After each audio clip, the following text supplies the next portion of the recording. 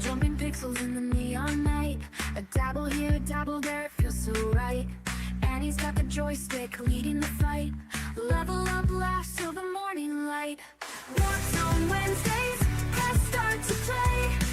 It's a dabble in chaos, a game buffet. Dabble one up, don't delay. Walks on Wednesdays, it's the highlight of the day.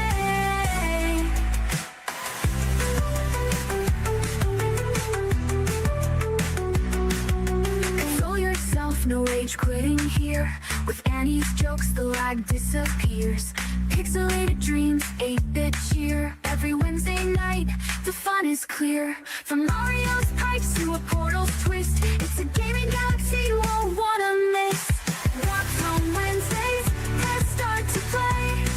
It's a dabble in chaos, a game buffet. Dabble one up, don't delay. Walks on Wednesdays, it's the highlight of the day. Coins are clinking, hearts are sinking, and it's quick wit has us thinking. A dabble dash, a power up dash, warping through worlds in a pixel flash.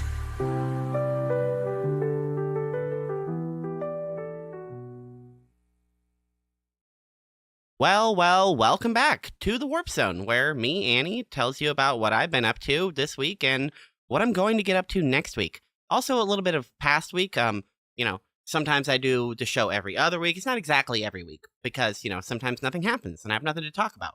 But, this week there's a little bit more going on. So, of course, I have Snake with me. Good morning, Snake. I'm glad you're here. Good morning. Glad to be here. Happy to see you. What are you drinking this excited morning? To talk about some cold coffee, some caramel macchiato flavored cold coffee. Ooh, that's good.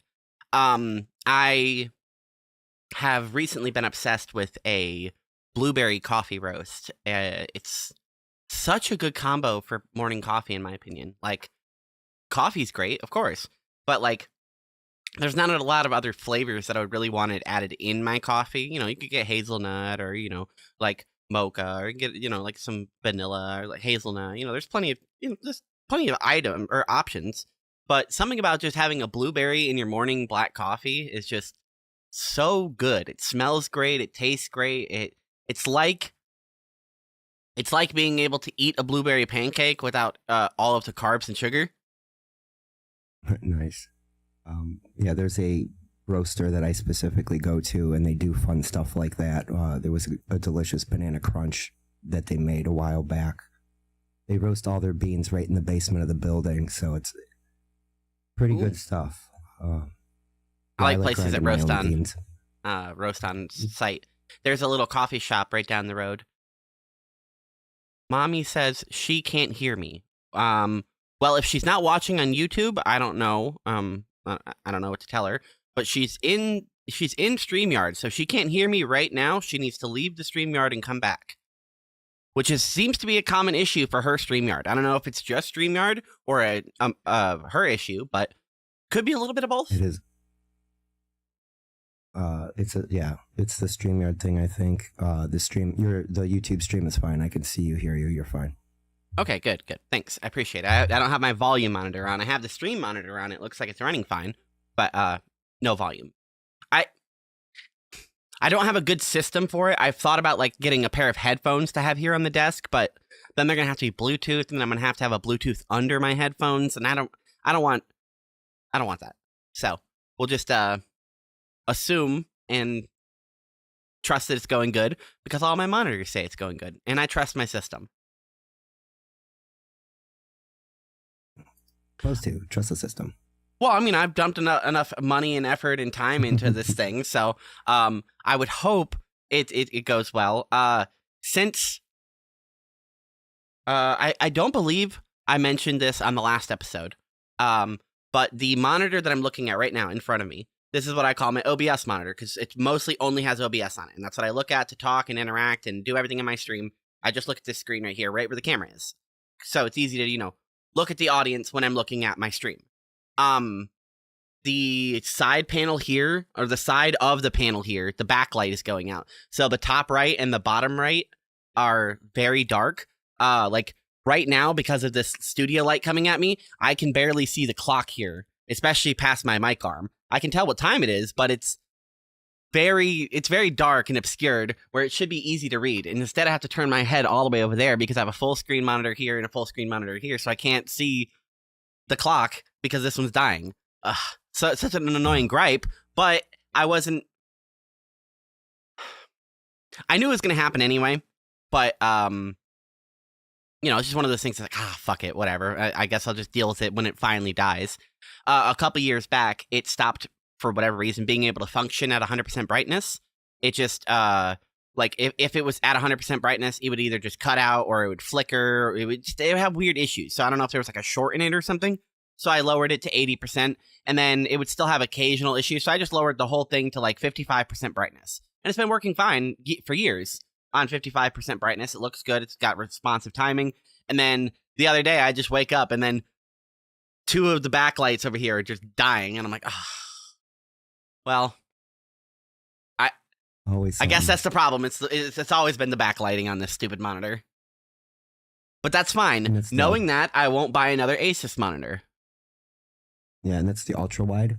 No, my ultra wide is by Samsung. That's over here. That's when I'm looking this way. That's my ultra wide. I was gonna say, holy shit. If that one was dying, it wouldn't be the end of the world because I only paid $100 for it. Because my friend sold it to me after he got a super ultra wide, which is like a 4-foot wide fucking monitor. It's like 48 inches. It's insane. I haven't seen it in person, but he's taken pictures, showed me pictures, and I'm just, when he's like playing Warhammer, his character's in the center, and you can just see like the horizon all the way across his shit, and it looks pretty impressive in the pictures. I imagine it would look impressive up front, and now imagine if you had 2 of those. No, that's too much. Regular shape monitors for the rest of them. I only want 1 curved monitor. That's fine. When I replace this one, if there's a really good price one, I might grab a second curved one just because this section is already curved right here, and it would be kind of nice to have it go into one display. But I digress. So we are going later than normal, and the people that we have with us are also able to go later than normal. So let's get them in, and we're going to start with our buddy Dylan. Dylan from somewhere. You can go check out his YouTube channel. He does a TikTok variety show covering all the creeps and weirdos and mostly psychos, but they're they're innocent, they're harmless, and most of all, they're very entertaining when Dylan covers them. I was editing all day yesterday, and I felt dirty at the end of the day. So we have some exciting things coming up for the show. I'm actually not doing shows this week. My voice is just coming back. I enjoy being on the panel and adding stuff, so I can be a guest, but the voice is a little raw to host 2 hours. What did you do to fuck up your voice? Was it something fun or something dirty? I screamed at the top of the lungs in my car on the way, so I would not scream in the face of the people when I got there. At that point, we were able to have a conversation. Ooh. Rather, it was a strategy. So some cathartic venting. I was not going to be civil. I needed to scream at them, so I screamed at them out in the ether in my car rather than in their face, so I could have a conversation. Now, unless you want to get deep into it, what did these people do to piss you off? It's family skeletons. I would like to get into it. Sure. They all right. don't like that's 2 good words to describe the situation. Yeah, they don't like to talk about it. That's why the skeletons are tumbling out of the closet when you open the door. There's a skeleton underneath the doormat. You can't put a skeleton there. Everyone sees it. You got too many skeletons hanging around. Well, I can tell that annoys and, disgusts you. And of course, we have Dee Dee here to discuss her disgusts. Hi, Dee Dee. Good morning. Good to have you on. I'm glad you're back. Good morning, everybody. So happy to be back. Dylan. Hello. Yes. You know what? We live in the time where what happens in this house stays in this house, doesn't work anymore. What happens in this house, I tell everybody. Okay? So you go ahead and you tell whatever you need to tell if you want to. I Exactly would why we're like not to- sleeping together, Dee Dee. That's why we're not sleeping together in Vegas, because you will tell everybody exactly what it looks like. Yeah, the House of Cards. I would like to take down, but I You know, don't I believe wanted the to time defend her, is but right. I think that might even come out accidentally. Yeah, I don't know. You do Defend like me, Annie. you like to talk, so I don't know. You know, you might be able to keep a secret for a while, but you know, Okay, but am I lying? about Snake's penis? No, probably we About wouldn't. anything. Is Like, it I'm so heard like tired Annie's of monitors? everybody being annoyed with when I speak. It's because when I speak, you guys are afraid what's going to come out of my mouth. I get it. I'd be scared too if I were you. Who's you guys? Are you just I'm using sorry. like I the speak Dabbleverse and very vague? generally. Yeah, Oh, like okay. they're all so greedy and Okay. dirty. And I'm sorry. I'm just done. I took a shower this morning. 3 people can keep a secret if 2 of them are dead. Thank you for stopping in, the RWC show. Hit the like button, everybody. And if you feel like supporting the show, you can go to supertip.gg/Annie. Voice tips always skip to queue. Sorry, I didn't mean to interrupt you two. It was just a good opportunity to drop Oh a no. plug. So yes, Dylan, I don't ever want to feel like that you're keeping something in to make someone else feel better, because sometimes exactly what needs to be done is to get it off your chest to make you feel better. So I don't want to misguide you, of course, to do anything you don't want to do. But I'm just saying, I want you to look out for your best interest because nobody else will. Oh, I want to topple that House of Cards. I know, babe. There's consequences. Oh yeah, Yeah. trust me. Yeah, there's consequences. I don't believe I would be able to keep my free family membership Costco card anymore.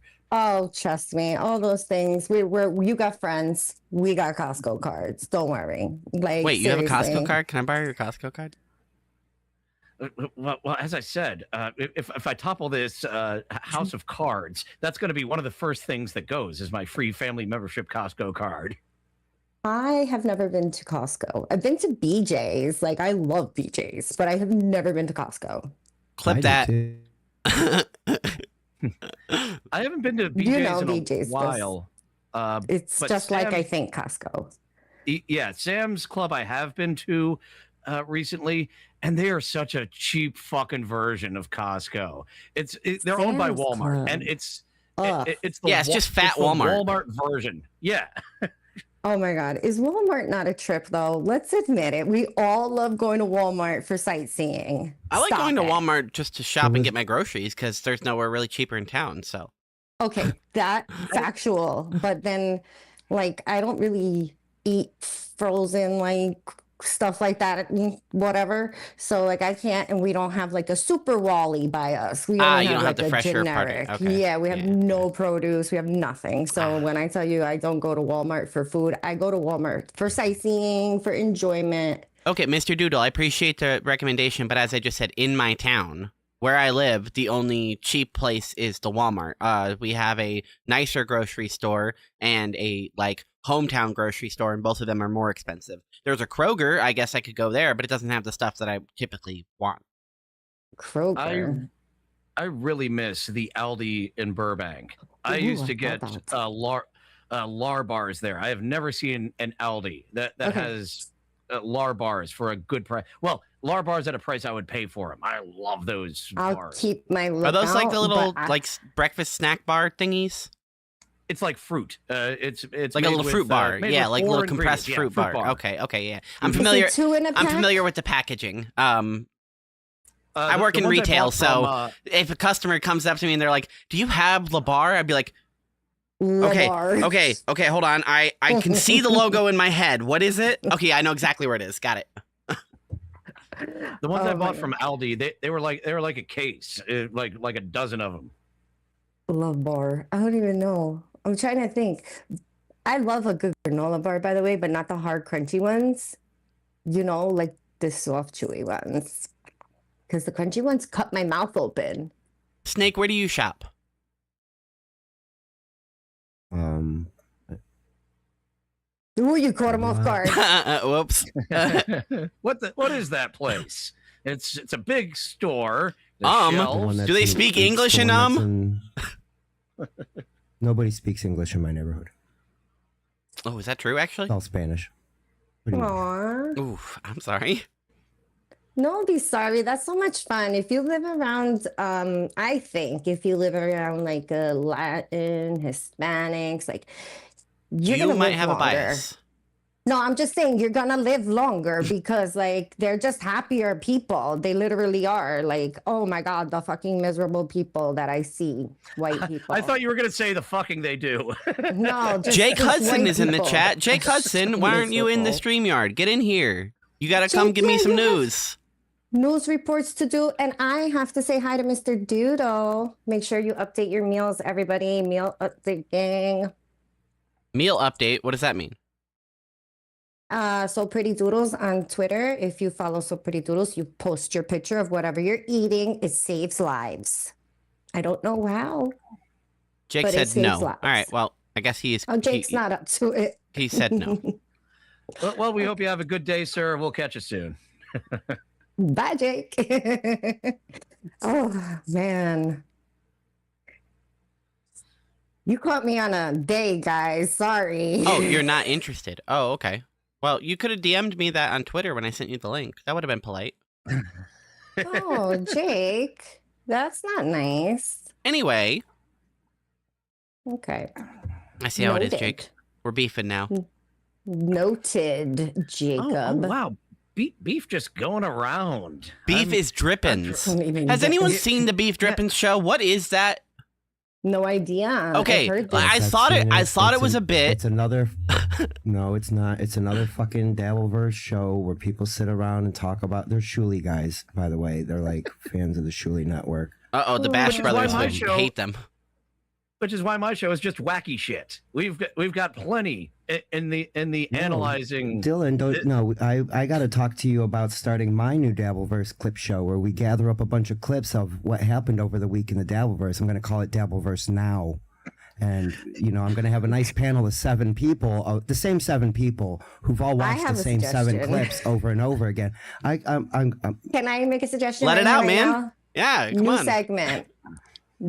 The Dabbleverse of the future. Something like the Duke of the future. But Boo! like a show of the Dabbleverse Boo! of the future. The Duke of the 'cause Future you sucks. And we all know that what's gonna happen already. So let's every week we predict what's gonna happen next week. Watch it happen. I guarantee you. I'll be on the money every time. Okay, all right. I'm open to at least Oh, trying. Yeah, I'm up for a pilot episode of the psychic Dabbler network. Segment. I didn't say an episode. This is definitely not gonna okay, be do, a big thing. do you have a jingle? Do Oh, you have it's an just a intro? segment? Yes, it goes. If you love the Dabbleverse and you're here to stay, stick with us. We're going to tell you what's coming your way. Okay, timestamp. That is at. I don't have a timestamp, but Gummy Chainsaw. I'm going to be sending you something that I need you to work on. Yes, please. Thank you. That's New it. segment. It's about 22 minutes. Got it. All right, I do have the timestamps down here. So can you do a reading now, or do you have to prepare? to Oh do no, I don't want to get into it because it has to do with my Uh, disgusts. So I'm already gonna tell you what's disgusting me and what's gonna happen. Oh, should we get into the discuss? Is it both? Well, it's up to Annie. It's Annie's world. Oh yeah, look here. at me just We're trying just to in take the it. reins. I missed hosting my own show last night, so I'm Okay. just- Unfortunately, you already did the jingle. So, since you did the jingle, you have to predict what's going to happen next week. Okay, so here's what's gonna happen. So, next from today week. to next Wednesday before WATP. Okay. I don't time my life around WATP. 1 but week, I'll tell Wednesday you to what's gonna Wednesday. happen. Okay, that's how Annie's week works. WATP to WATP. Yes, All right, I'm a loser. so Leave me here's what's alone. about to happen. The Duke is gonna keep claiming he won New York over and all that, right? But he's got a show. When? Ooh, this tomorrow? The next day? I don't know. But guess who's gonna be there? Oh, excuse me, Jake. Didi of the Future's telling Dabbleverse stories. What's up? What's going on? You- you We're gonna see if you're in this psychic reading. So I just wanted to come up and say that you know what I'm actually getting out of the Dabbleverse. Seems like some people are trying to. Ooh, But Oh yes, when people announce it, they definitely stay out. So good. Definitely. Start. you know, but the thing is, I it's love like, writing the date. but the thing is, it's like just getting tired of all this like meaningless like having to having to watch out for like these people that do the drama verse, like Yuzi. Fuck you, Yuzi. Hey, you I don't watch your care. mouth. No, I don't. I'm not. Jacob! All my Jakes But- hate Husey. Yuzi blocked me, so. Yuzi Okay, blocked me, so- Come on, Jake. Don't be rude. You're not like him. He's rude. You're not like him. Yeah, you're But the thing American. is- Americans are cool. So I think you're American, right? I am American. Okay, cool. Good. Southern back to New York. I don't think he can afford it anymore. I think that's I why want he out. moved to Huntsville. Send him to No, he- Iowa. No, we need to send him to the worst state ever. That's what I said. Mississippi? Iowa. California. No, California. California. Have you ever been? It is gorgeous in California. Yeah, send him Actually, to the San worst- Francisco, though, where there's a Okay. poop map. Jake I wants to got send him you. to Bakersfield. Absolutely, let's send him to Bakersfield. Actually, let's send him to the Pacific Ocean. Ooh. Oh, Hmm. like Mazzy. Are you gonna build? Are you gonna build him a dome? Or are you trying to drown him? down him? Damn, I caught you. Sorry, that wasn't nice either. I So shouldn't why have. don't you like Shuli? He's, the thing is, it's like I'm a Mhm. Bob Levy guy. Ah, okay. Oh, that stings. I don't like Shuli because I'm a Levy guy. Like you Levy, can't like yeah. both. And the thing is, it's like he just was tolerating me just because of Bob Levy. He was just trying to tolerate me, but you know what?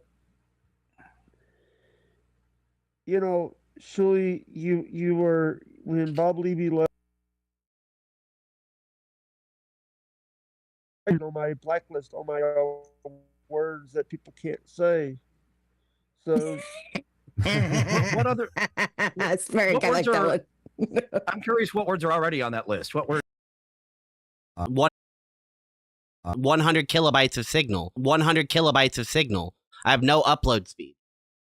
can Yeah. you hear me? I think she's busy, babe.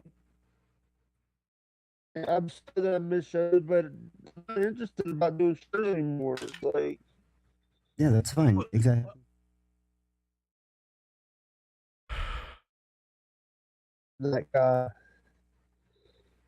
someone Pretty got nice, me- pretty.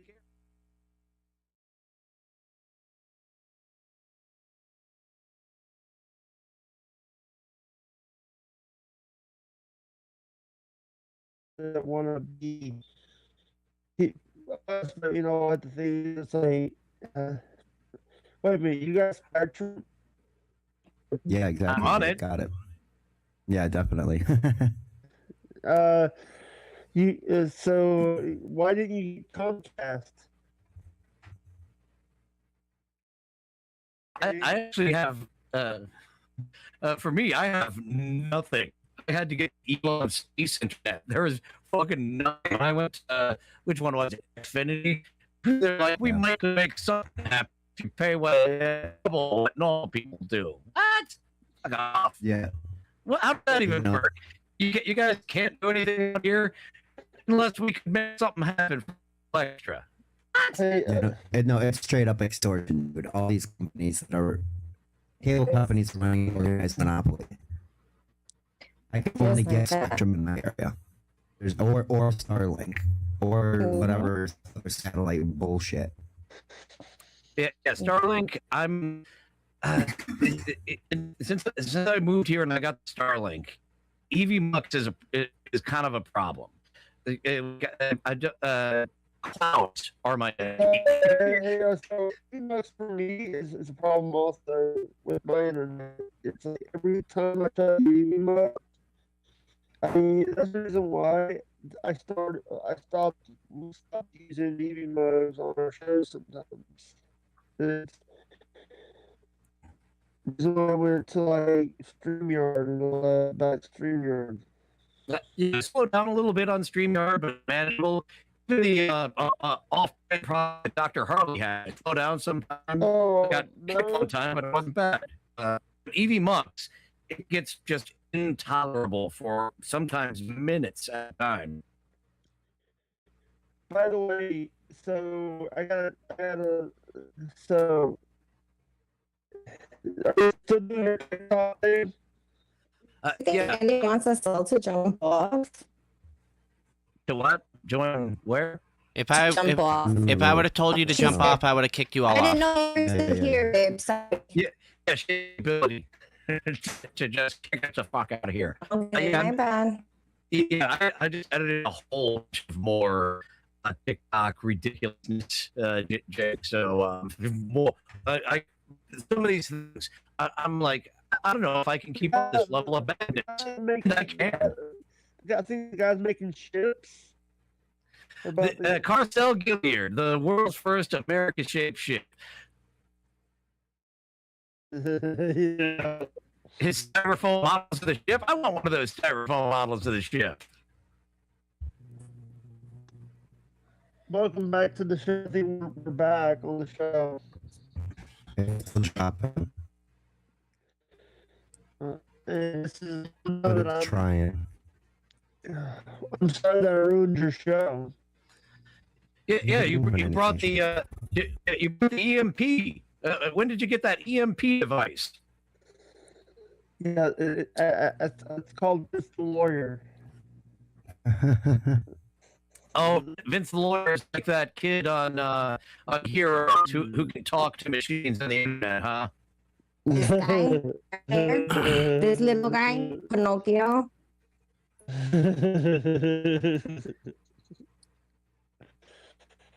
By the way, is Vince really 4 foot? He's definitely shorter than John. No, he's not. Actually, so Oh. I did want to bring this up. I got a phone Do I call hold the on? other- Do I suddenly can hear you guys again? Do I have upload Yeah. speed again? Yeah. It seems to be Testing. coming back. One, No, Is two, he I'm watching paying the- you not to talk to me, Jake? No. I'm I haven't told him that. watching live laugh? stream. Seems okay. Okay, I have it 300 upload again, which is enough to be live. So I don't know what the fuck that was. I went down to 10 upload speed, like 10 megabits per Mbps, but whatever. You need better internet. I pay. No, what? I'm gonna just leave that on the table. Put a sign on the door that says "Do not disturb." So instead of knocking out, they knock lightly. Tick, tick, tick. Doesn't matter. You're still disturbing me. are too many people using the internet at noon? They have to slow it down for the whole group. Hey, but Okay, we're getting there. By the way, I got a nice phone call yesterday from the sports writer out of Boston. That's Is he looking to interview you, or is it for an article? Actually, it was Bob Ryan from the Boston Globe, whoa. That's a Okay. major thing. and also from around Other than the world. roboting, it sounds Oh, better. yes. You might want to hear this. Hold on But a second. also, by the way, what is the odds of OJ coming back to the Outburst? Yeah, it You would seems to put a be- day on that. I would put a day on that. Okay, give me one when did he second. leave? I think he needs a good 6 to 8 months away.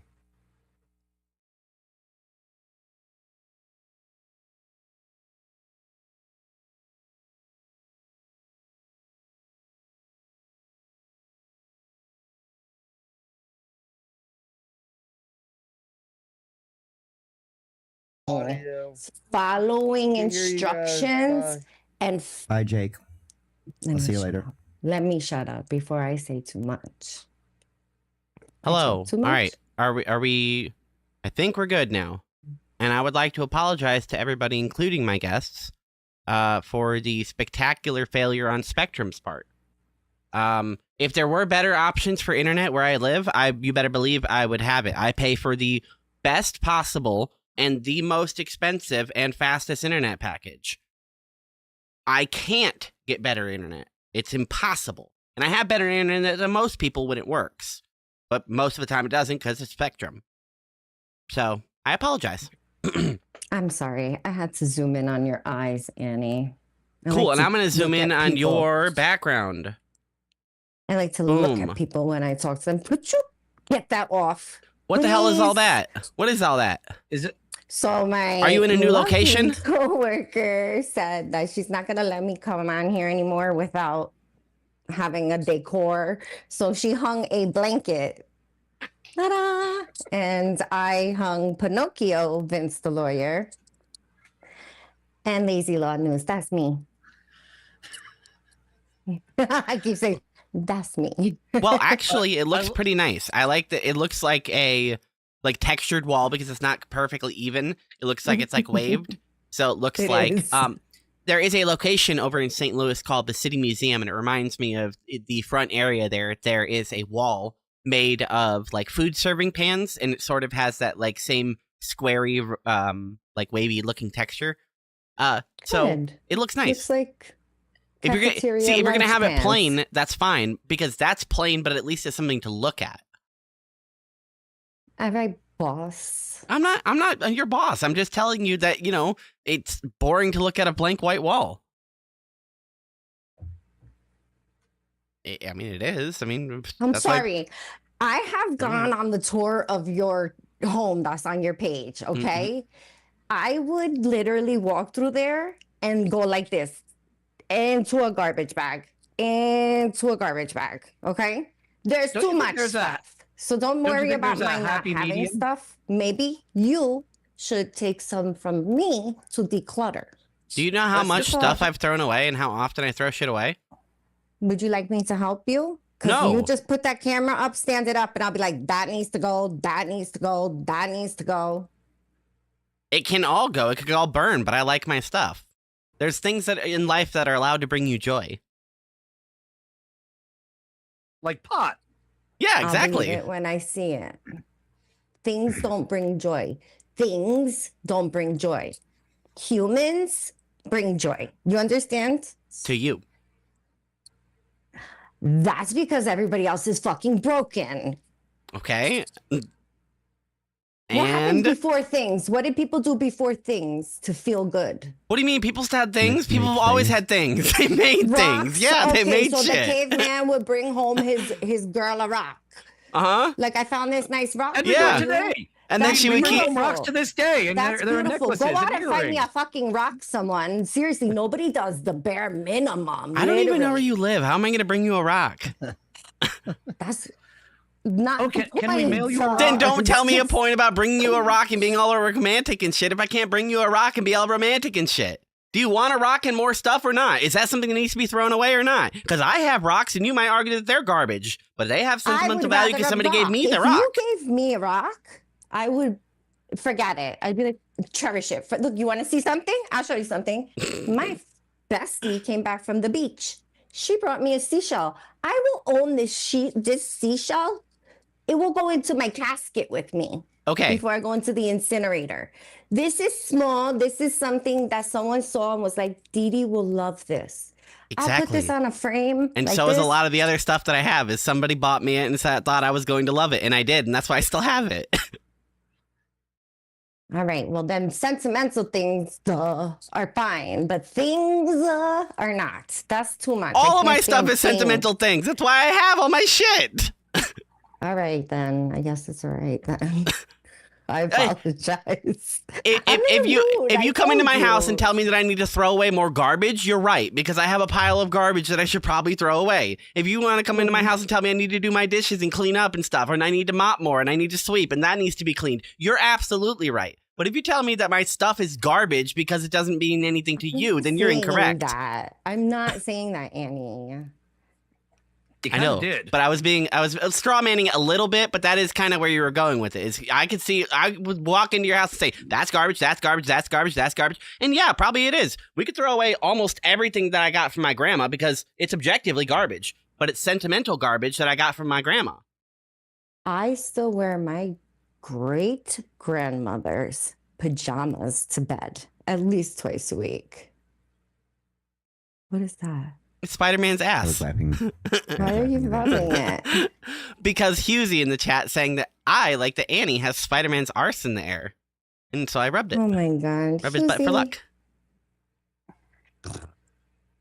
Y'all are sick. And You you're just all Delta, you just childish. noticed that. Yeah, see that this is another example of something that brought me joy. Somebody bought me the Spider-Man toy, and I've kept it ever since because I like the Spider-Man toy, and I like Spider-Man, and Spider-Man makes me happy. Well, it's a good thing. How was that date you went on? Which one? There's been a lot. You little. I have such a reputation in the Dabbleverse. You want to know who the real slut is? Sorry, Annie. It's I the didn't same mean It's to not. do that. person. That's It's what not they call slutty if it's me. monogamous. But that's what they call me. It's not nice. Oh, multiple dates with the same yeah, person. so you Hold went on, I do another apologize, date? but aren't you currently married? Legally speaking. Legally speaking, yes. Okay, so some people would argue that, you are some words then. Okay. And some people wouldn't know the Exactly. So you were just saying that I'm being a details. slut because I'm with one person that I'm opening up to and enjoying, and it's the first relationship I've been in a long time. So I'm happy. My bad. Because when I asked you, have you been on the date? Because I thought you were going on a date when I Yes, talked to you the other day. I've You said gone been on- on many of them. You made it sound like you went on many dates. We've seen each other like two or Not three with times the a same week. person. You made it sound like you went on many a date with many a person. Do you get what I I'm don't think I saying? made it sound that way, and if it did, then Dylan. I will make sure I use very with me, clear Dylan. like parentheses indicator markers like people have to do on Reddit or whatever because they're turbo autistic and can't get context clues through text. Excuse me. Well, I'm saying I could if being you so prefer. I'm not saying you're autistic. I'm just saying I need, if you like, need the- super autistic clues, I can give you them. Drop me the clues. Okay, cool. Gotcha. I'll make sure when I'm DMing you on Twitter that I'll be like, it's still the same girl. Same girl. Can I tell them about our conversation when you got a little frustrated with me? What do you mean, like right now? The thing that just happened? No, the one no, right now. Can I tell them? Yeah, go ahead. So Annie went on a date and I was like, how much do you like her? Like 1 to 10. That's how I scale everything. I can literally give you a 1 to 10 on anything you ask me. That's my scale. That's how I measure. This one's got to be. I would never rank somebody and give them a number or da da da. Yeah, I'm not Ever. degrading them to a numerical Not that I'm system. degrading them. Yeah, I don't believe in your system. And then I'm like, oh, come on, Annie, it's what works for me. So maybe we can make it work for me. And she's like, you're gonna need to find a new way to ask that question, or you're not getting an answer. I was like, You're gonna this need bitch. you're gonna need a more clever answer to get the answer that you want. Because if you're asking me if she's a 1 out of 10, I'm not going to answer and give her a number because that's disrespectful to both I'm her not and everyone. asking that. I wasn't asking that. I said, like, how much do you like her? And On that a is scale disrespectful of 1 to both 10. myself and other people, giving people a ranking on how much I like somebody. Well, do you want to know why I do this? Because Yes. there's a clear communication problem between the species, okay? And I don't think the male brain can wrap itself around explaining to a girl how you can be like, I love you with your like eyes and I love you. And then be like, all right, talk to you later. And then never communicate with her again. Like stuff like that just makes me like, what makes you think that you can just do stuff like that? And then it's That's generational, like mommy. the That's just person Yeah, is going to that's- interpret it That's- the mommy. exact same way. So how about Mommy, instead of telling me you that's- love me, how that's about you tell me how generational. much you like me on a scale That- of 1 to mo- 10? women You say do that. 5, I'll be like, all right. Thanks just for letting it. me get a word in. Women do that a lot. If you say you love me, I'm at 11 now. Let I'm Dylan like talk for at 1 second. 11. Dylan. Women do that a lot. It's generational. It's not the male brain. It is the current society we live in where they just will not communicate you the issues. They'll just drop off the face of the Right. earth. You said men. You said the male brain. No, this is the generation that we're in. I had 3 dates scheduled for this week: Saturday, Sunday, and today. Saturday flaked, Sunday flaked, and the one I'm This is not going out fair. with today is a loopy broad. I really enjoy her company, but I have I bet she's going to make it 3 for 3 of flaking. You're talking about the it's girl you're men seeing? and women. I'm not seeing Yeah. anyone. Oh, I'm just okay. trying to get a goddamn first date going. Yeah, that's. I Um, quit. I quit that shit. I'm just done.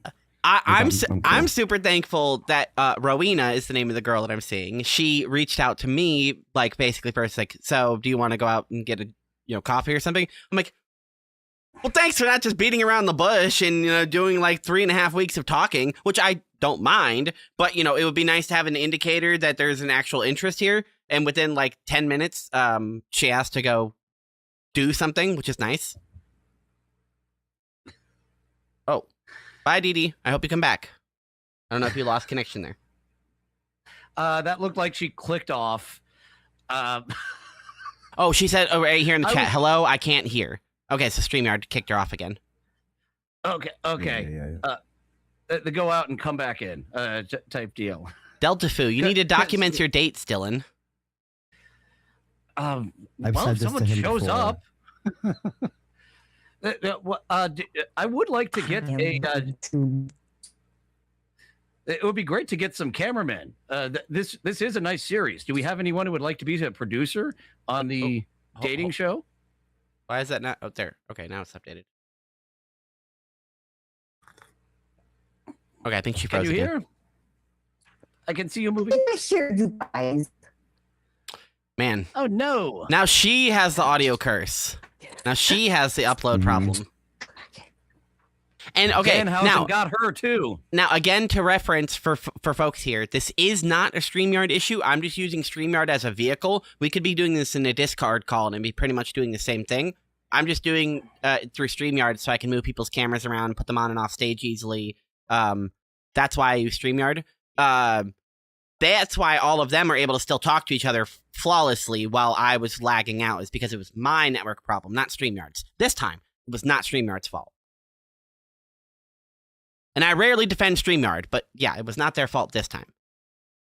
I am 50 years old. I know what hush means. You don't need to mute me. Are you back? Can you you hear hear? me? You're like Yes. you're Hooray. you're lagging a bit, but that could be me. As I was just saying, it It's could be you. Oh, I me. have a heart out. I'm Yeah, I so can- done. Y'all are really mean to me today.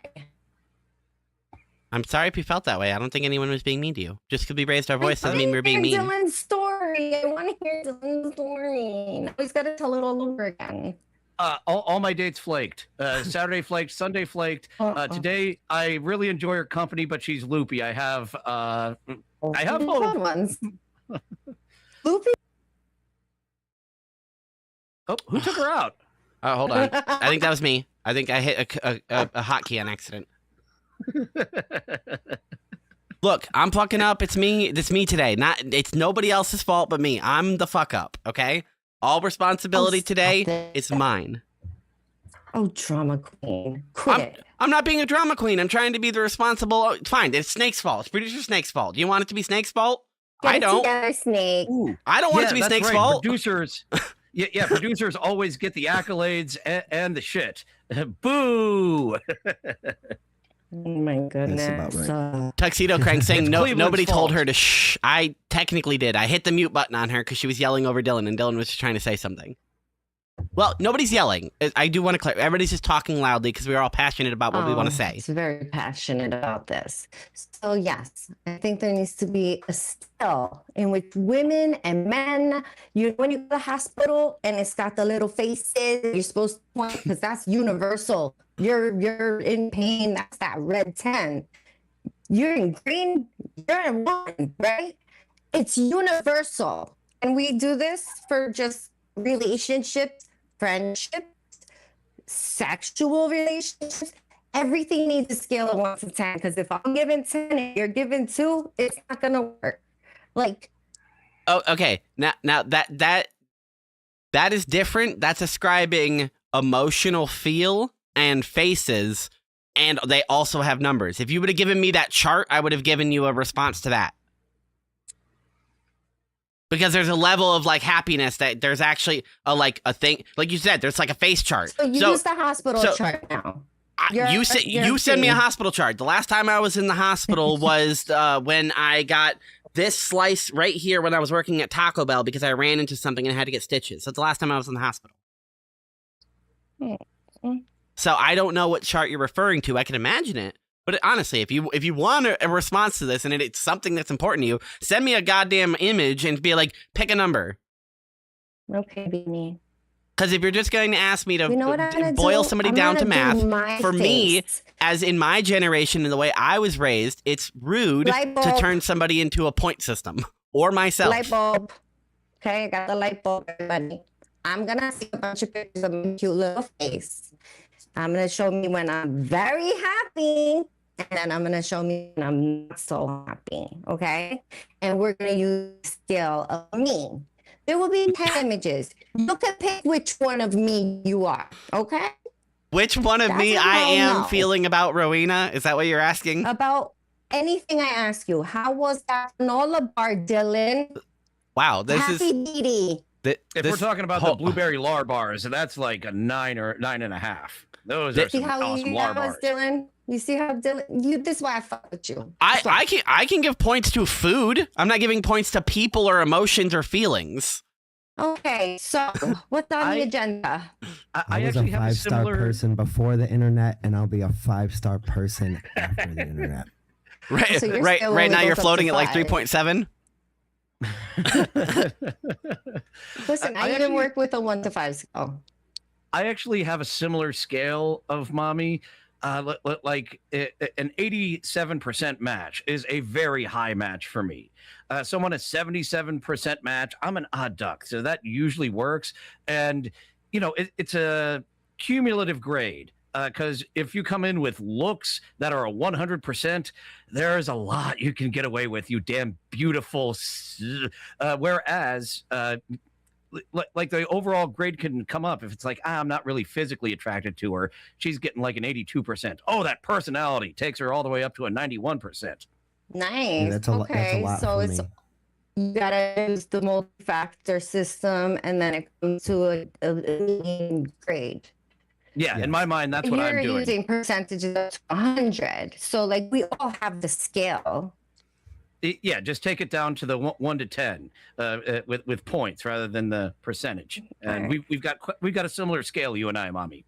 All right, I like this. I can mess with your system too. I can do 5-star system too. It seems like Annie and I are the only ones that can communicate properly. I guess it's a me problem. No, there's just different people that communicate differently. It's I know. nobody's problem. Stop it, Beanie. You're so cute when I yell at you. I'm not really mad. I'm mad, but I'm not that mad. Like I'll get over it in a half hour. Tops. That's a long time. Anyway, you guys have no idea. Were you watching any of the live streams? Did I watch what? The live streams when we were all out? I had no idea anybody was live streaming, so I'm in my own world. I would have at least tried I to think look that's cute. probably why you didn't realize anyone was streaming is because you are typically in your own world. Everybody was shoving cameras in everyone's faces all night, constantly. There is 100 million angles of that comedy show outside. There is so much footage of that event that I'm surprised you didn't assume everyone was filming, even if you didn't see a camera. I figured people were taking pictures, taking videos. I like never. Tommy Jordan literally had a whole goddamn StreamYard studio posted up in the corner of the sat fucking building. next to me. He set up his little camera next to me at first, and I was like, "Oh, hi, Tommy," like, la-di-da. I'm like, thinking He he's wheeled taking pictures. I have no He wheeled picture in of a- that happening. Tommy wheeled in a generator and started pulling the You have no ripcord. idea. I set up an entire tripod. Like I sat here and I'm like, "Oh, you want some room?" I moved over, put the tripod in. I was like, "Okay." It was fantastic. I was like, "Okay."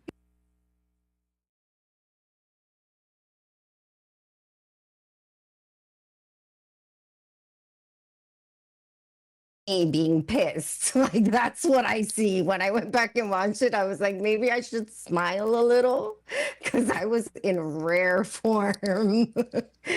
Holy. So I'm going to put a smile on my face going forward, assuming everybody's recording everything. That is probably the best call when it comes to these live events. I'll use myself as an example. I don't usually record a lot of stuff here, but I am taking tons of photos. Yeah. But you said this year you're going to try not to. Yeah, because it's more enjoyable to just enjoy the moment and spend time with people. Like, you know, I'll take photos of people that I've never met before, but other than that, I'm going to be kind of just enjoying it. Yes. No paparazzi, please. Well, I mean, Eckel Pineapple is going to be walking around with Rochi and an entire film crew, so just as long as you still What? clear, as long as you Wait, steer clear of him, you should be good. What do you mean? You know, Eckel Pineapple, the pineapple Eckel man. Yeah, you I know, the, but what do the you fruit. mean he's going to have a whole film crew? I don't know how to like say that more like in more simple words. Nah, There's like a crew of people going to be filming, and Eckel Pineapple, and they were going to be like a team of people filming and like a crew. but So we can But have for, from like, multiple YouTube angles when Ice takes him purposes? down. What? We're getting rid of Eckel already? Well, we've got a goddamn foreigner in the United States. That's if I would have known good this, luck. I might Not have been going to the nicer to concentration the camp. White foreigners scare me more than anything. I did not know. I have not been so nice to the pineapple lately. He's real mouthy, that one. So he's going to get all the bad angles of me. Good luck. Ah, great. Hi, Echo. Everybody watch Echo Pineapple. He's the best. Eckel is the best. That's why I give him so No, much I money. like him. No, I got mad pineapple stickers. I got his little long dog on my computer. I His got a little bunch of long it. dog. His little long dog. I got NJ Ranger. I got a bunch of cool stickers. I'm a dork. Oh my god. All I my can't believe stickers I'm are there saying on this my, out loud. On the case of my computer, so they're like right here. Oh my gosh. Anyway. More people with shows need to make stickers so I can cover the entirety of the glass there. So because it's tinted glass, I can't really see into the computer anyway, so might as well cover it. Okay. Tinted glass with stickers on it. Well, yeah. I like stickers, and I'm not going to put them on my desk because my desk is made out of nice, like, finished wood, and I don't want to peel off any of the finish and cause any You damage gotta to my desk. respect wood. Well, I mean, it is a nice desk, and I would like to keep it that way. Yes, ma'am. So you probably got it out by now, but did you have a particular disgust you wanted to discuss? Oh, I haven't gotten it out. I've Of been course. holding on to this. Of course. My dear. Okay. Seems like you're I bitter would about a like lot of to- things. That reaction, I'm sorry, that's all I wanted. I would like to let it be known that for Vince to call me a stalker, mind you, did you see how many times I told him to leave me alone? Don't talk to me. Don't talk to me. I give him plenty of time before the event. You know how to reach me. Reach me. Get in touch. If you don't get in touch, don't try talking to me. Get to the event. Hey, F mommy. I don't know you. Don't know you. Don't. I don't know who you're talking to. Okay? So, that's what I'd like to say. So whoever has got this idea in their head that I went chasing a married man, you could get that out of your head now, okay? That's not what happened. That was all I'd like to say. So you're disgusted by Vince's accusation that you're the one stalking him? That I'm stalking him, that I like chased him down, like he's that irresistible. We all know that you like, were all over Kevin Brennan. We all know that I was having fun teasing Kevin. He was not happy about that. It was a good reaction. He's like, "Ew, no, Like, no, can I no, say no." something? Like, this is why I love messing with Kevin. This is why I can't believe he blocked me. He still has me blocked. Hey, Kev, unblock me. But like, seriously, he has me blocked. I used to have such a good time being like, You hey, could just cutie super tip pie. him, and he'll just have pictures and pictures and pictures and pictures of all your messages. So it's the same as texting him. He doesn't have super tips. Like, chat, whatever. I don't have any of his. I'm saying I Go to used to MLC like podcast making and him super chat squirm. him. Nuts. He has me blocked under 9 alt accounts now. I You get 'em can't block every somebody from time. super chatting you. Yes, every time I go to super chat, it says unable to send. Hmm. Yes, if I'm completely. I mean, maybe I'm wrong. I could be wrong. I I'm like being telling wrong you, occasionally. I will show you a screenshot when I get home. I'll try to super chat him from any of my accounts. I'm They're pretty all blocked. sure. Yeah, I'm pretty sure when I was doing a stream snipe of Dances with Ghosts, when he went on a blocking spree, I'm pretty sure I couldn't super chat him. Okay. Well, Yeah. maybe they did Yes, change that it's because it true. used to be the case where even if you blocked somebody, you could still super Yeah, chat. that's why They I wouldn't. wonder why he YouTube was would- like, I'm not going to stop you from giving them money. you would think, right? And then you would think Kevin, the greediest motherfucker of them all, would be like, okay, like even if she's giving me 99 cents a day, super stickers that Just he time her hates. out for 360 years. Don't ban her. Yeah.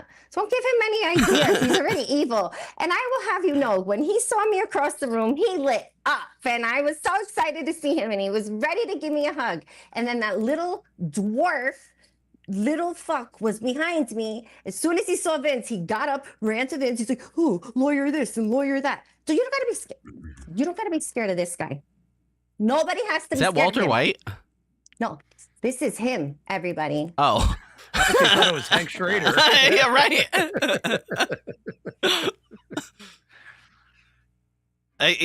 Did he take that photo?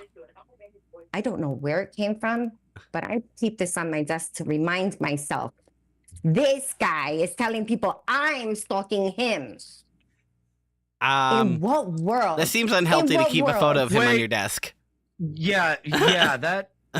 You That's got a not photo of helping. him on your desk. You have his initial tattooed on your finger.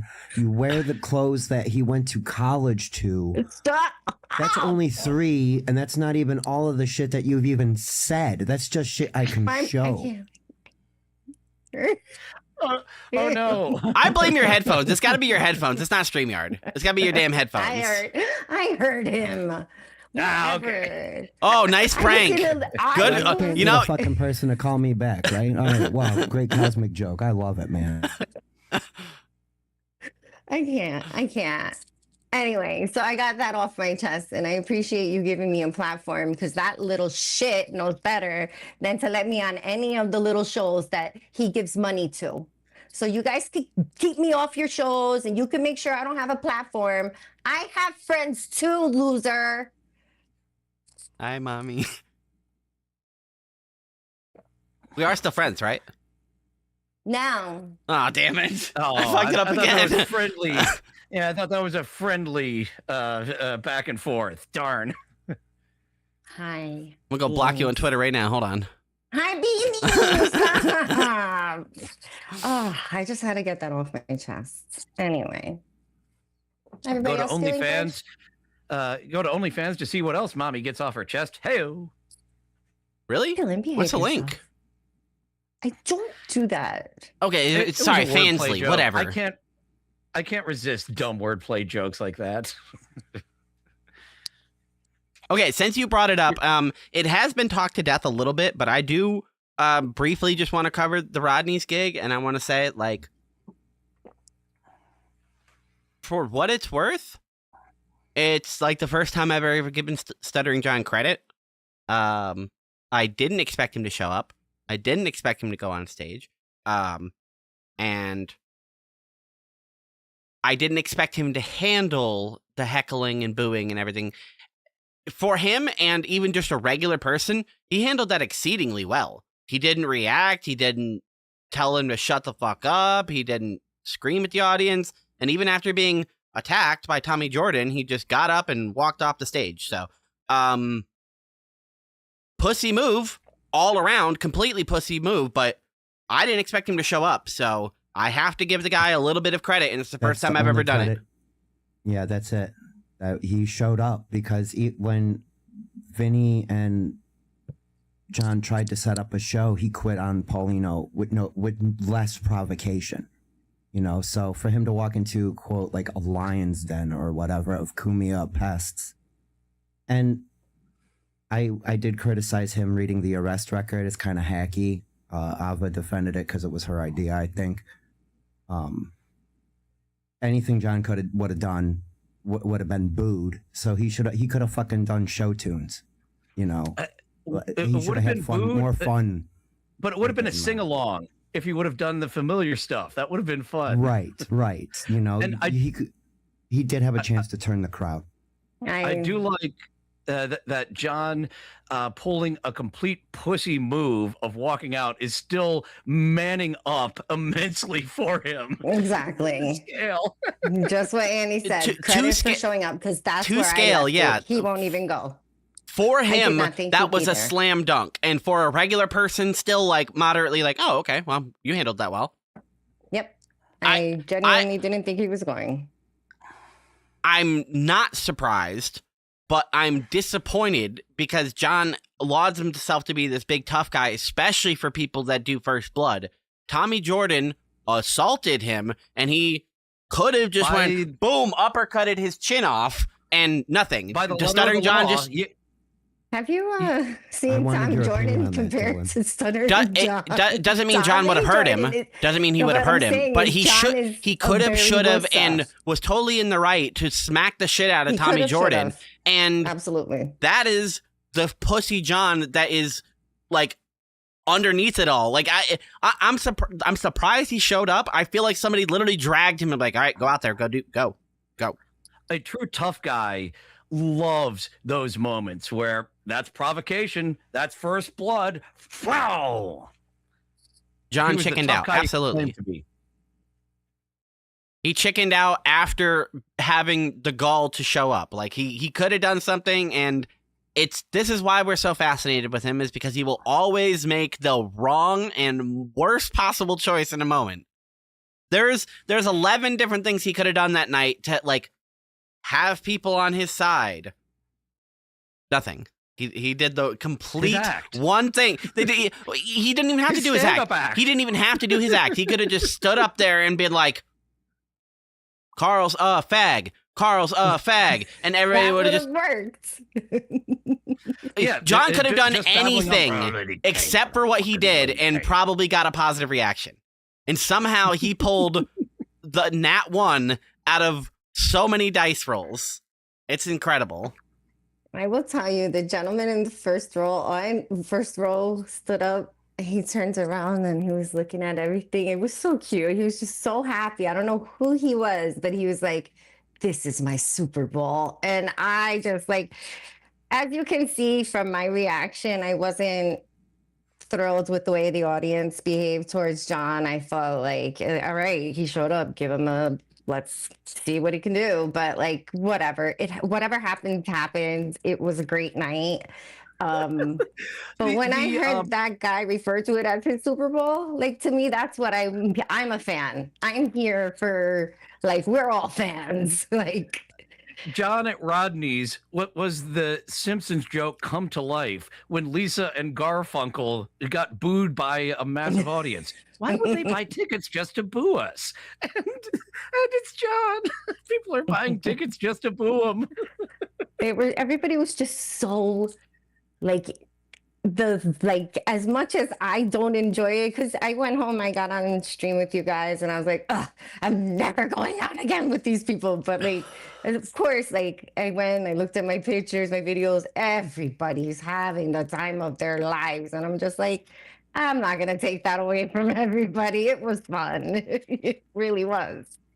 So yeah, I was just being dramatic. I think that was a good macrocosm view of the Dabbleverse, because you usually get a lot of small views of it, but that was kind of it, like on stage, even though they weren't the ones on stage. It's kind of what we do, how we act, what we like, you know. And there was somebody from every camp there. And I know I don't believe in the camps and the teams and stuff, but if we have to look at it that way, because that's really what it is kind of sort of like, you know what I mean? There Mommy really doesn't was believe in the camp? representation. Are you doubting the 6 million? There really is Seems like a high number, representation. though. Oh, Yeah, stop right. it. It's insane. You guys. All right. At some point, I have to get back to work. Sure. Stupid money. I love my job. You guys have no idea. I have to get right back to work. Well, I'm glad it didn't fully drive you out because I'm still looking forward to seeing you at Hackmania. So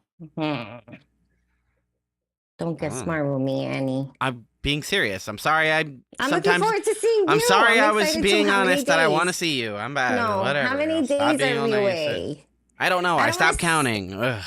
Stop! You A month and a stopped week. counting. That's not true. You have a calendar. Sure, but I normally just Google how many days until April 10th.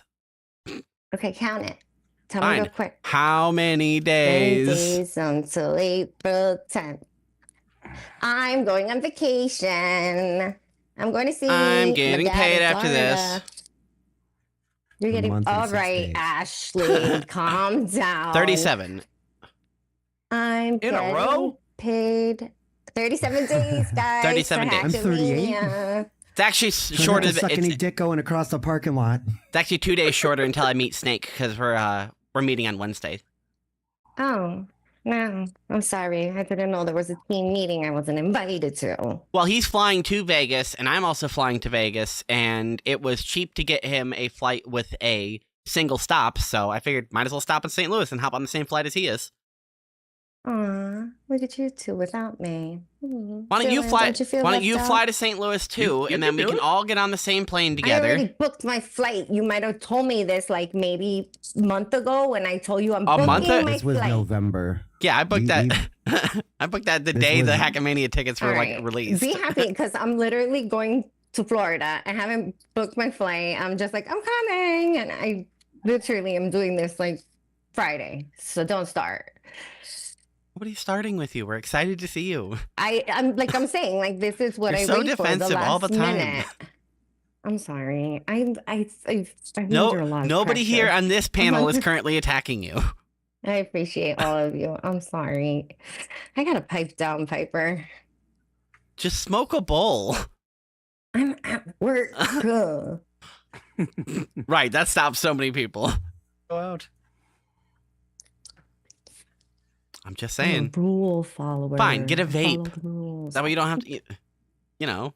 What if my boss watches this? I can't. Oh, okay. Well, I don't think you would anyway. You seem like you're a square. I am. I really am. Anyway, so yeah, I'm gonna hop out soon. Now, is that all right, guys? Yes, it was Do you have lovely anything seeing you. else? I would like to recommend everybody go follow Loophole Lady on Twitter if you want to go listen to her more internal thoughts that nobody else listens to.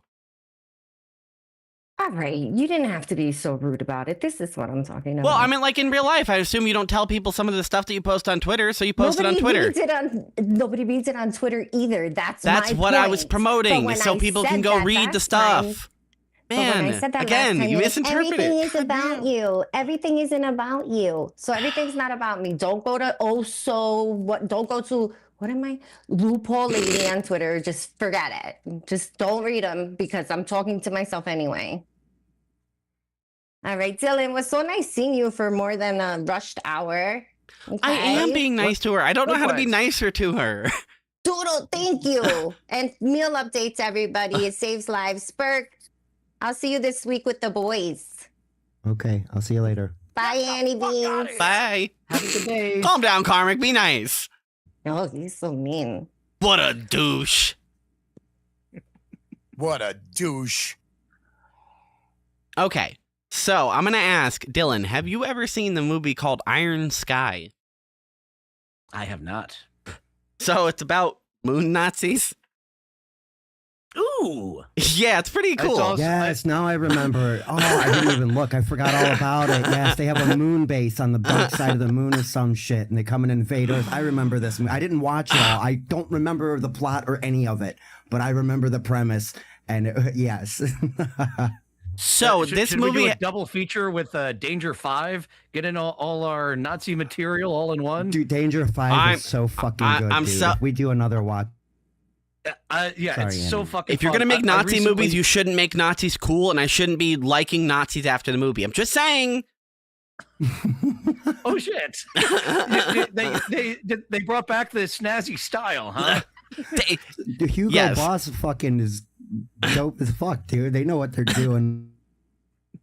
there's a part where they have to get like more like modern outfits, and even the modern Nazi outfits look fantastic. And I'm like, God damn, why do you guys have to make them look good? Why do you have to make them cool? Nazis aren't cool, I don't think. Oh no, they were very cool. That's why they got the following they did. They just happened to have the misfortune of having a fucking sociopath leader that didn't, he was being fed methamphetamines. Hey, it just didn't go meth is well. cool. Makes you never have to sleep, right? That's all I did. That's all you I'm do. the opposite of crystal meth.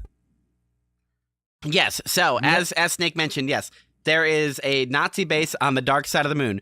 There is a scene near the beginning of the movie where the main antagonist's wife is a teacher. So she comes out into the classroom and starts teaching them stuff. And it's a bit of a history lesson. Hold on.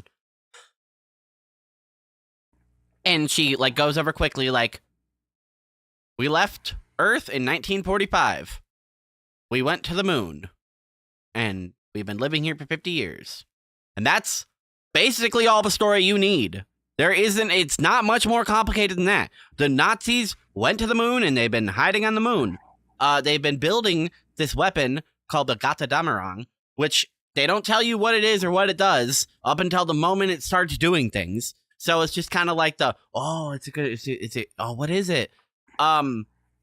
So the Earth president, which is like a parody of Sarah Palin, sends a PR mission up to the moon, which is a PR mission and also a military op, but it's mostly a PR mission to send a black guy to the moon to be like, hey, I'm the president that we went back to the moon and we did it with black guys, so we're diverse.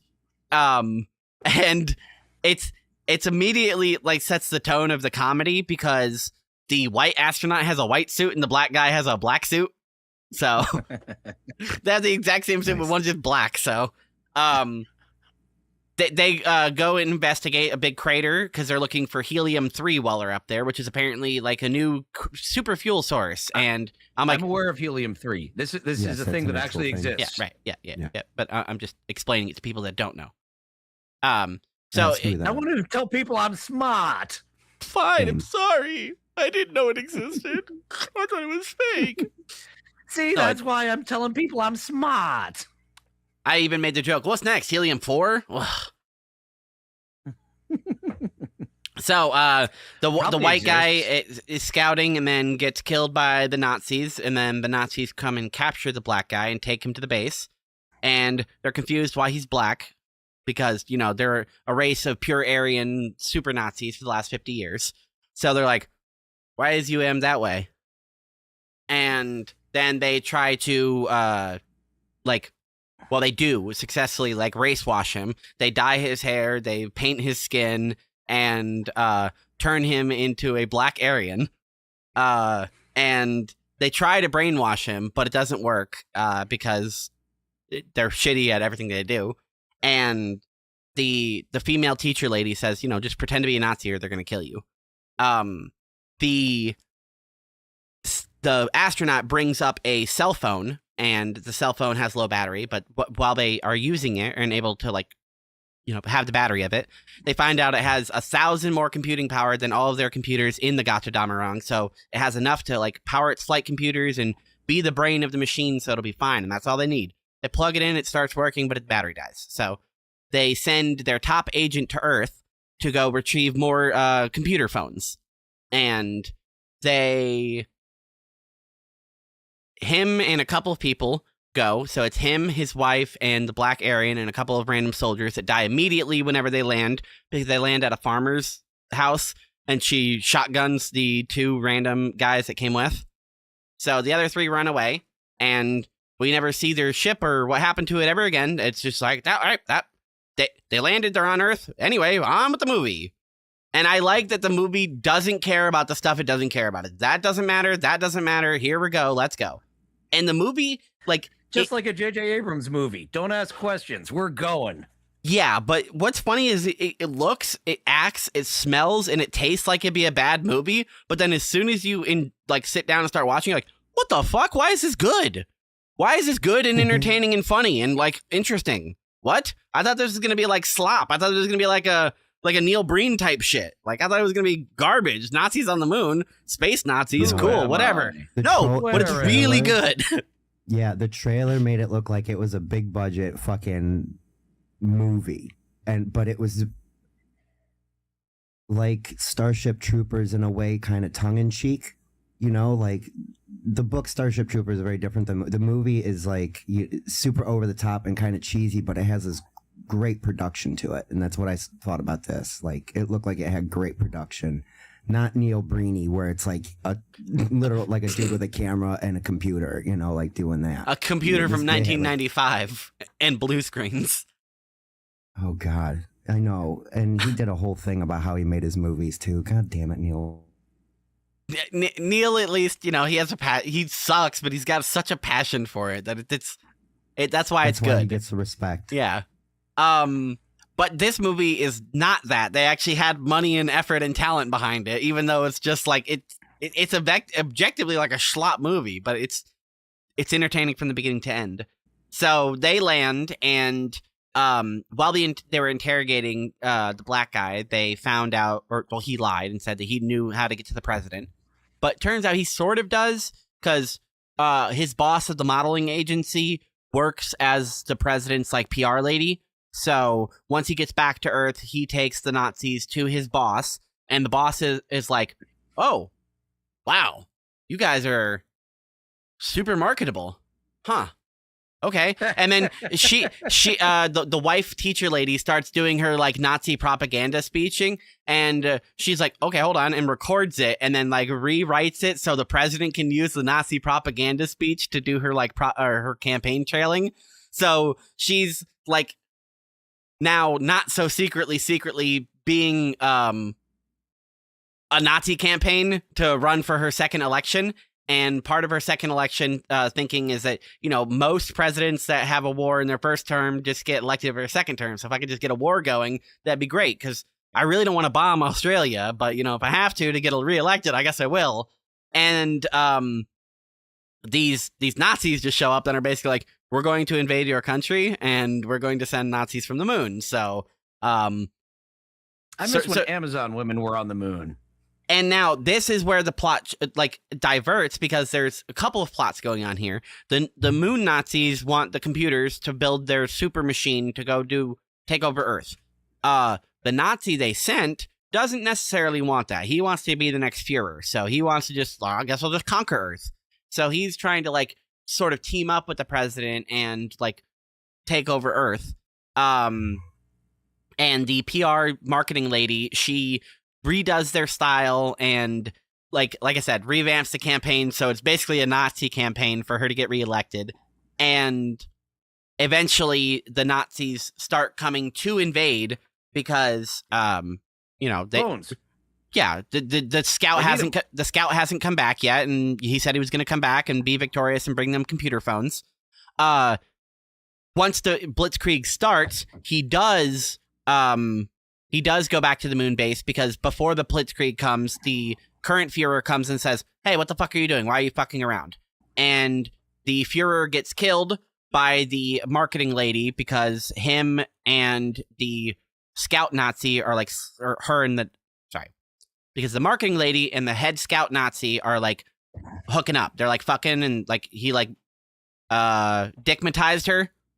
And now she's in love with him, so the Führer is about to have him killed, so she kills everyone in the room except for him. So now, de facto, he's the new Führer, and he takes her laptop and flies to the moon, because now he has both objectives done. He's the Führer, and now he can go take over the Götterdämmerung, whatever. We still don't know what it is.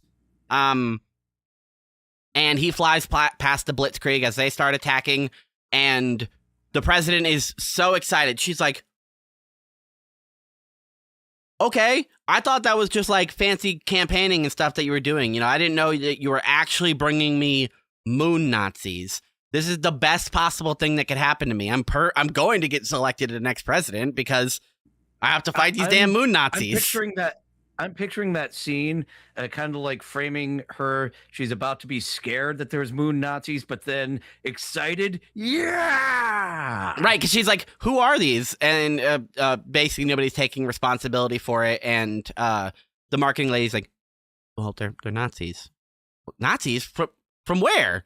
Because they show the symbol on the Zeppelin, and it's the swastika, and India has a big like class ring with the swastika on it because it's a symbol of peace originally, and he's like, no, it's a symbol of peace, it's a symbol of peace, it's not us, we didn't do that.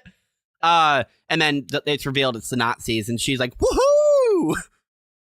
Because fuck, it's none of my allies have turned on me. That's good. I still have all my allies, and I have an enemy that I can attack. Cool. Awesome. This is perfect for me. So that's like the B plot of the movie. It's the president trying to get reelected. The main plot is this guy trying to be the new Fuhrer. So he's flying back to the moon now. And once he gets there, because he's the new Fuhrer, he goes and plugs up the machine. And he wants to go use it to also go take over Earth. So the blitzkrieg that's happening on Earth is actually really smart. They just take a bunch of asteroids and big moon rocks, and then they just drop them on Earth. Essentially hitting them with asteroids instead of like nuclear bombs or anything, because fuck that. We're just going to hit you with kinetic weapons, which is super effective based on the payloads. Like, it shows them dropping it on like a city and it completely wipes it out. I'm like, yeah, no, that would work. The hard part is getting the rocks up there. If the rocks are already up there, you just drag them over and drop them, real easy. Correct. That would be fun if they did the gag of the penny off this Empire State Building, and they give that a try to see the crater devastation that a penny does. Oh, that would be a good shot. Like a kid just dropping it off, and then here comes a rock. That'd be good. But yeah, the meteor blitzkrieg starts, and he goes to take over the ship, and at this point, the black guy and the teacher wife kind of teamed up because she realized, oh, my husband was cheating on me, doesn't really like me, and is kind of being like a ultra Nazi. And I realized I actually don't like Nazis. I like the Nazi propaganda and like all the messaging and stuff that we do and like our style and stuff. But like, she meets some like actual Nazis on the street, like some skinheads and stuff, and they start accosting her and the other guy. And she's like, wow, they're kind of shitty. And it's like, yeah, no, yeah. I mean, most Nazis were just soldiers and people that had a job to do, but the people who were Nazis were Nazis, So like, just saying, the people that believed in Hitler, not good guys. I'm going to be controversial on that one. Jerk. I'm going to come out here on my show and say, I don't like what Hitler did. Sorry if you don't want to be friends with me after that, guys. I understand, but that's just how I feel. Hot I had to shit. say it. That's Sorry. Yeah, super hot take. I know. Anyway, so he finally activates the machine, and it starts flying up, and it's like basically a super UFO. And we still don't really know what it is or what it does. It opens two big cannons, and the ship isn't like high enough in the air, so it can't really do anything. And at this point, Earth is kind of united to send all of their whatever spacecraft they have. Because U.S. apparently had a secret, space station that has rail guns and starts fighting it off. And then apparently China also had one that was supposed to be destroyed. Russia, theirs was repaired and sent back into space. And it's just like, all of these countries are like, yeah, we actually had space weapons. Whoops. So nobody, we'll fight about this later that we're all liars. But let's go attack these moon Nazis. And they start kind of like having a space battle above Earth with all of these crafts that shouldn't exist and all of these Nazi crafts that shouldn't exist. And then, that's where History of the World Part 2, Jews in Space, kicks in. We finally get that movie. Is this in the Iron Sky universe? Yeah, that's what I'm talking about. I'm talking about Iron Sky. I'm talking about the first one, not the second one, which is called Iron Sky Universe, I believe, which we are watching next week. So we'll be talking about the sequel to that on the next Warp Zone.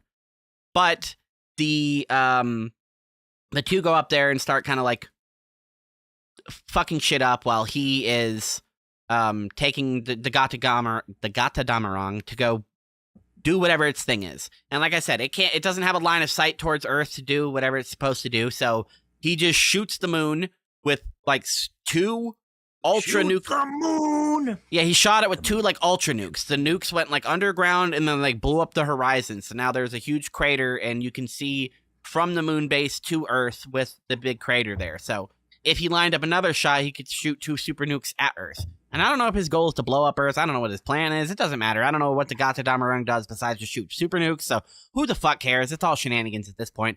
Things are just happening, but it's cool and interesting. The ship gets hit with a bunch of barrages. The ship goes down. It doesn't get to shoot Earth. And the movie kind of starts wrapping up here. The president ends up getting elected again. Except it doesn't really matter because they found out that the helium-3, there was a whole bunch of it on the moon, and America claims, yeah, that's ours. And then the whole world kind of just starts like fighting, and World War III happens, and then apparently they send like an ark off of Earth a couple of years later to... I figured that would be the end of the movie, like a happy ending, Nope. fading out as World War III. Nope, you would think, right? You would think, okay, the movie's over, right? No, but it gives you a little bit more. And give it like the cursive happy ending font as all of the dreadful nukes are going off everywhere. Nope, but it turns out the wife teacher Nazi, she kept the good messaging and the propaganda and stuff, but it's like, actually, Nazis bad, Hitler bad. We don't like it. We keep the message of unity and peace and spreading knowledge and bravery and love and being loyal to your mothers and respecting your fathers and all that crap, but stop being a Nazi. So she retakes over the moon base, and over the next whatever years, as the people of Earth fight each other and send the Ark up there, she takes over the previous moon Nazi base, and it's now her base of whoever. I don't know. I guess we'll learn in the next movie. But the Ark goes there, and now the survivors of Earth and the people of moon-based Nazi-topia are living in harmony now. And then some more stuff happens, and I really stopped paying attention because the next movie is about to happen. So I think the credits roll, and I think the credits roll, and they can tease you towards it, because we started like the first 6 minutes of the next movie, so I don't remember exactly which was at the end of the movie and what was at the beginning of the next movie. But the movie does end with the people from Earth, the survivors, and the moon Nazis coexisting. Was this movie 4 hours long, or maybe 2 hours, and written by Vince Russo? That's a lot of stuff. It was like an hour and 35 minutes. So a lot to be written by Vince Russo with all that shit that happened in 90 minutes. Jesus. I'm gonna shove it all in the movie. That's all. That sounds familiar. JJ Was there any kaiju monsters? Not yet. No. But in the second one, apparently Hitler is descended from dinosaurs, and there's going to be dinosaur Nazis. So, oh come on, that is Danger 5.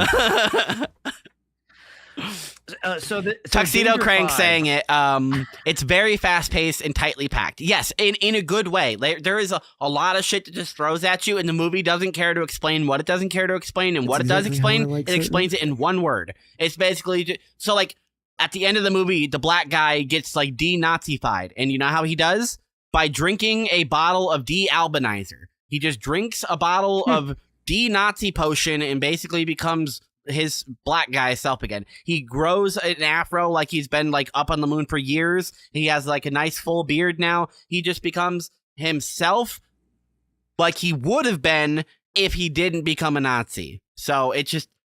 It doesn't even tell you. It literally just shows you with one screenshot. He just drank de-albanizer, and that's how he became black again. Great movie, fucking great movie. I was not expecting it to be good, and my friend had already seen it, but he didn't remember it because he watched it years ago, and he's like, I don't remember it being that good, and it was better than it had any right to be.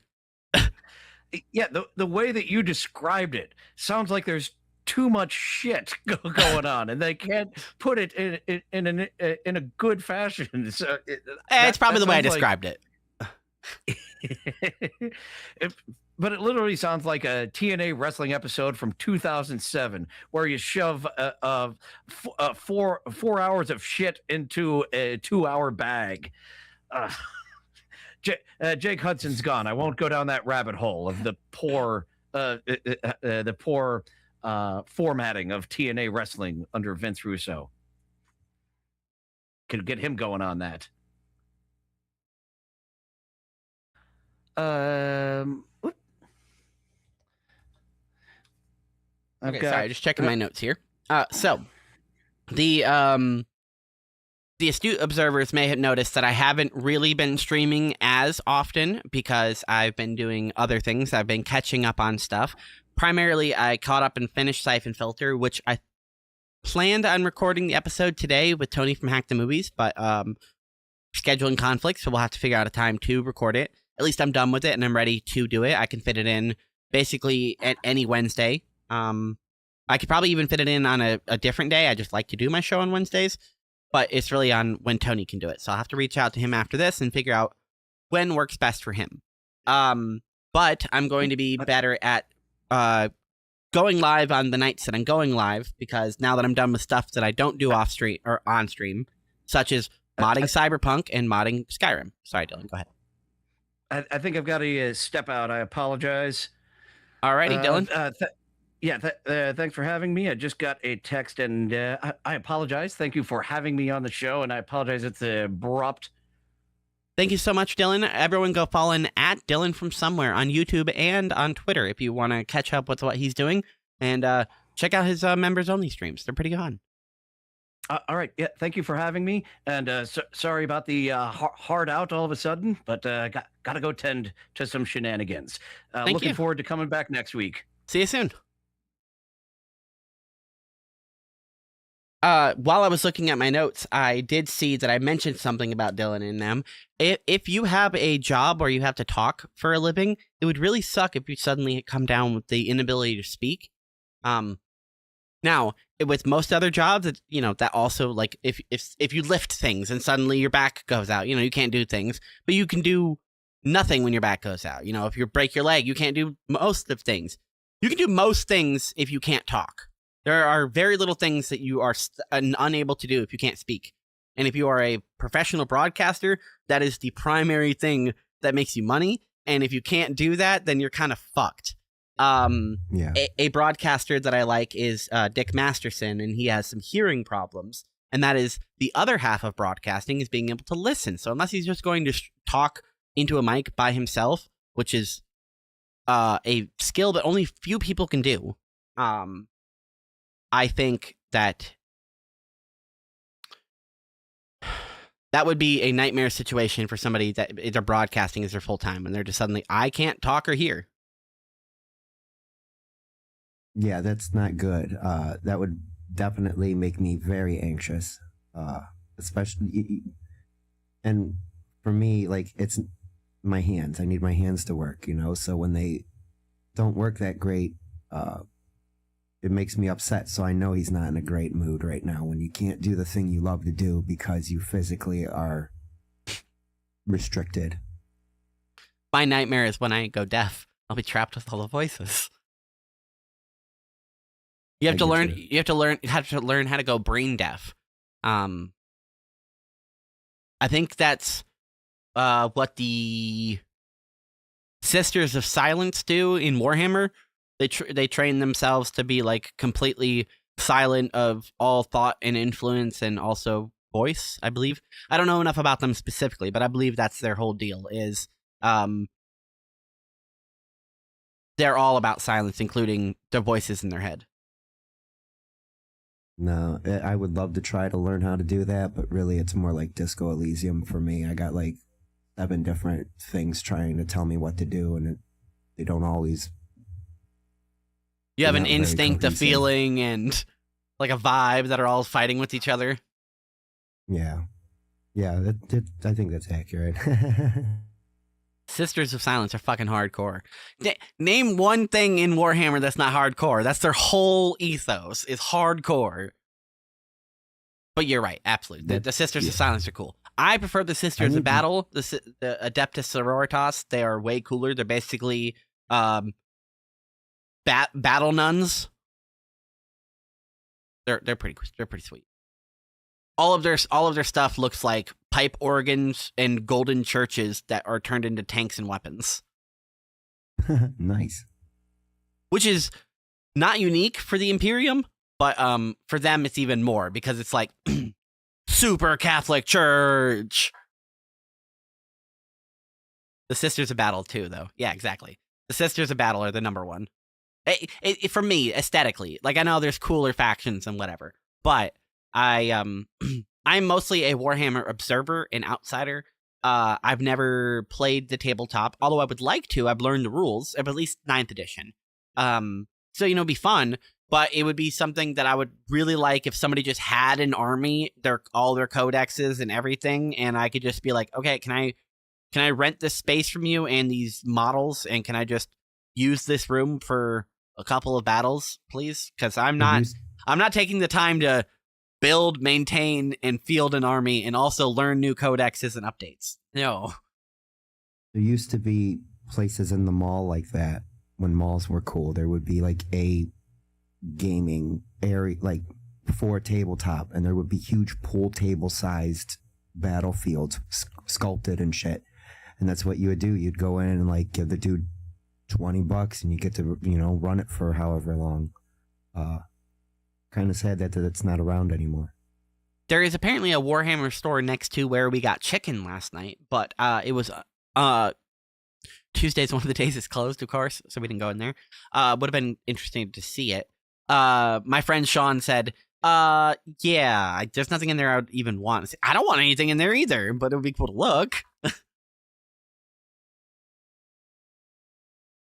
Actual Games Workshop stores. Yeah. I do like the browsing, retail therapy, as I would call it. Do you get any of that from window shopping, like online or? No. I like the tactile. Yeah, like being able to see and touch the packaging and stuff. Yeah, there's something nice about packaging. That's why I keep all mine, as you can see back there.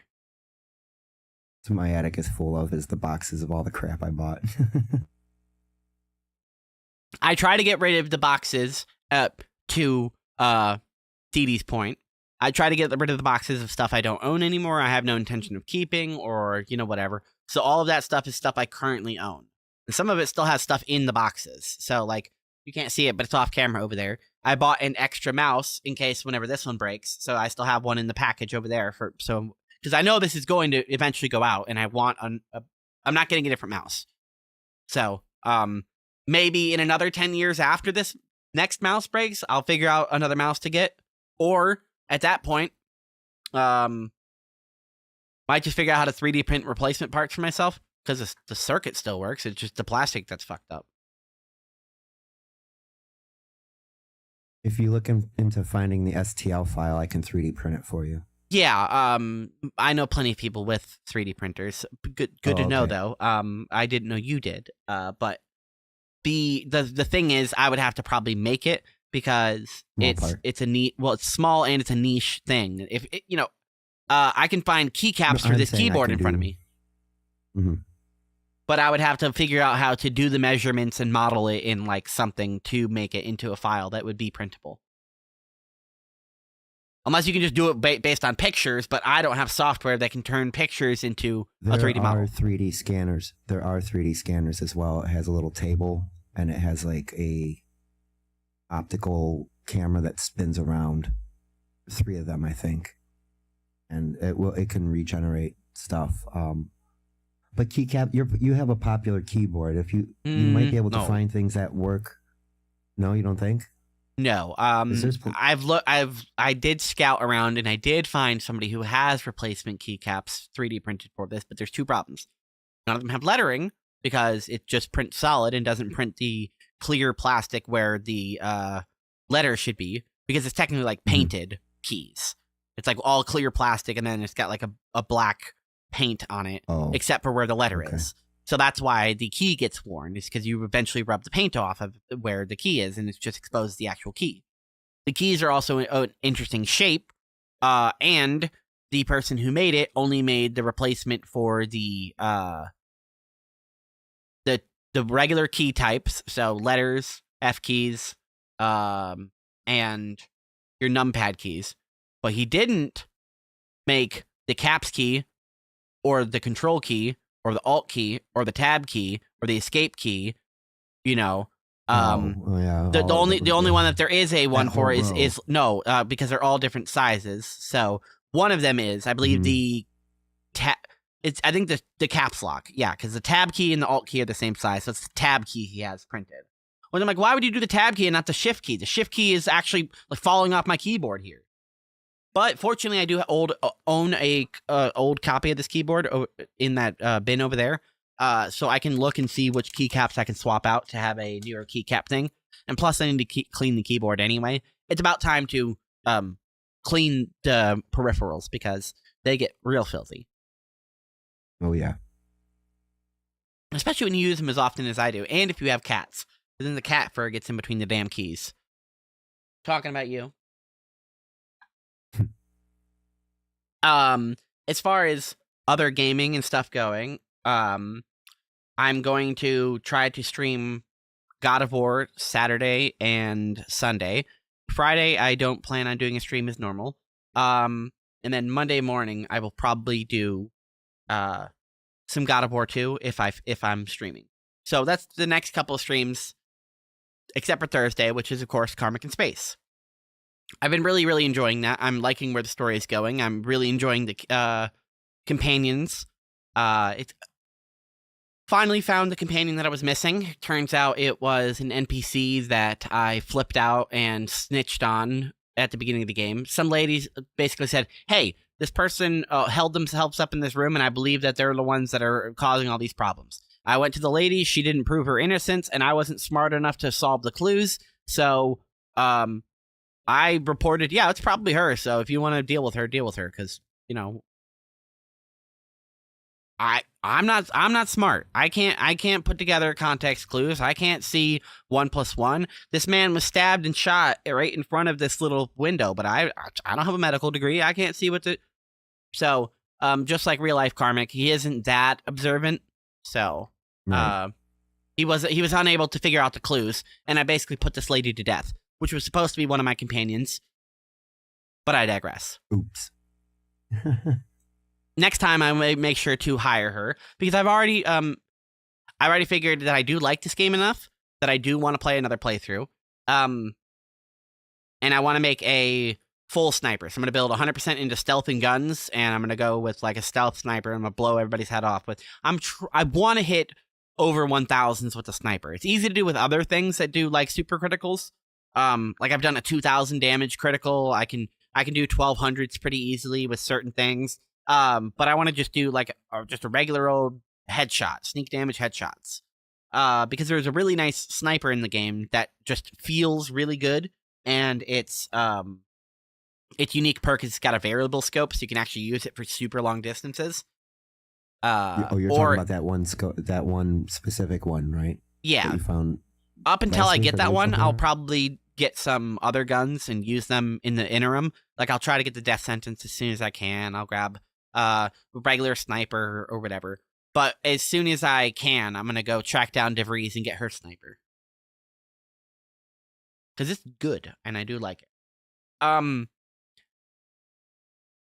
I can see easily why people would hate this game and Outer Worlds 1. I can. But I really like what it's got its own unique identity, and I think people don't like that. I think they wanted Fallout. Yeah, a lot of the criticisms are, it's the same typical, oh, this is woke, blah blah blah, and or what, you know, well, look at they're making political and commentary about corporatism, and then they're charging. Yeah, so does Borderlands. Everybody loves Borderlands. That's what I mean. That's exactly right. That's exactly the point I was going to make too. Not just with Borderlands, but other games that do the same thing, but are beloved because they just caught the right wind. I liked Outer Worlds 1. I'm liking this. I haven't played it, so like I don't know how the game mechanics compare. There are some things that are different that I did see that are happening to you, especially like with the parkour. But the guns are great so far. I think you know the name of it, but it's the one with the sticky grenade that you shoot them in the head and it counts down. At first we thought it was tick damage, but then we realized it was a counter, and the counter skips forward, which is weird. I think I don't know that was continuing to happen. But I really like that gun. I think there's other things that I like. I think it skips Oh, go ahead, 4 because of 4 is like the number of death in Japan. Unlucky. I don't know. Thing. I know what you're saying. I know what you. Yeah. Makes sense. Hey Sam, what's up? I don't feel like it's just a like a glitch. I feel like there is a reason it skips 4 that the game just doesn't tell you about. Yeah. That's what I mean. It seems pointed, and I wonder why. So interesting. So yeah, the symbol looks like the kanji symbol for death or whatever. Or Romanji. I don't know what the difference is, but one of the symbols looks like that symbol, and they just, whatever. 4 is death. So it could be that, but I don't. Obsidian's not Japanese, so I don't know. Yeah, that's what I was just thinking in my head. I was trying to think of who developed it. I don't remember who or where I got the death sentence from, so I don't know if they were Japanese and that was like a thing. So I would have to double check on it. But yeah, for whatever reason, the counter does skip 4. Weirdly enough. But yeah, the mechanics and stuff are just enjoyable enough, and the story is varied enough especially since I'm making sure to skip some stuff that I just don't feel like doing. So in the future, I will have more quests and sidelines to do. Like, I picked up a lot of rumors that or people literally just asked, hey, can you go do this? I'm like, fuck you. There was one I know you walked right past, like dude he was outside and he was bitching about something, walked into the pub, and then you're like, all right, bye. Just let him go keep complaining about that shit. I don't care. Right. Has nothing to do with me. As I mentioned, the first playthrough. Go ahead. Oh, I'm sorry. Go ahead. No, you. All right. The first you were like trying to play it like a straight cop. And do the right thing at first, and now this playthrough is almost the exact opposite, kind of, sort of. It's like just on a whim, irrational behavior, and your 2 companions are. One is more rational, but I really like. I'm not gonna say it. It's Aza. Aza. Aza. Okay. Because it's Azahalia. Great dialogue from that character a lot, who's just, fucking end it. You know what I mean? Just like, we'll be done with this by killing him. She is real no nonsense in kind of an adorable way, where she's like, we could just kill him. It's like, yeah, it's not always the right solution. Come on. Can't kill them all the time. But then when Tristan agrees, it's like, yes, that would be the proper idea for dispensing justice. And you're like, all right, cool. Oh, okay. They're on allegiance that we need to kill these people. Yeah, so I really like the banter between them two. Now, I don't know if it's specifically them two, because those are the ones I run with the most, but I would imagine Niles and Val have a lot of back and forth because they were together for 10 years while we were in cryo. And if I had to guess, Tristan and the lady that I didn't hire would probably have some stuff to discuss, because one's Protectorate, one's Order. Her and Inez would probably have stuff to talk about. But I don't know enough about those other characters because I don't run with them, because I don't like them enough. Mechanically speaking. Like, Inez is not a good companion because at the beginning she doesn't even have an ability, and you have to go do her first quest, which isn't available right away, to go even get her an ability.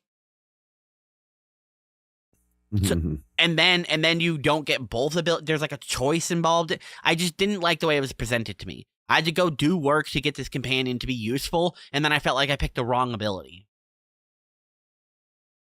Yeah, and then there's no going back, right?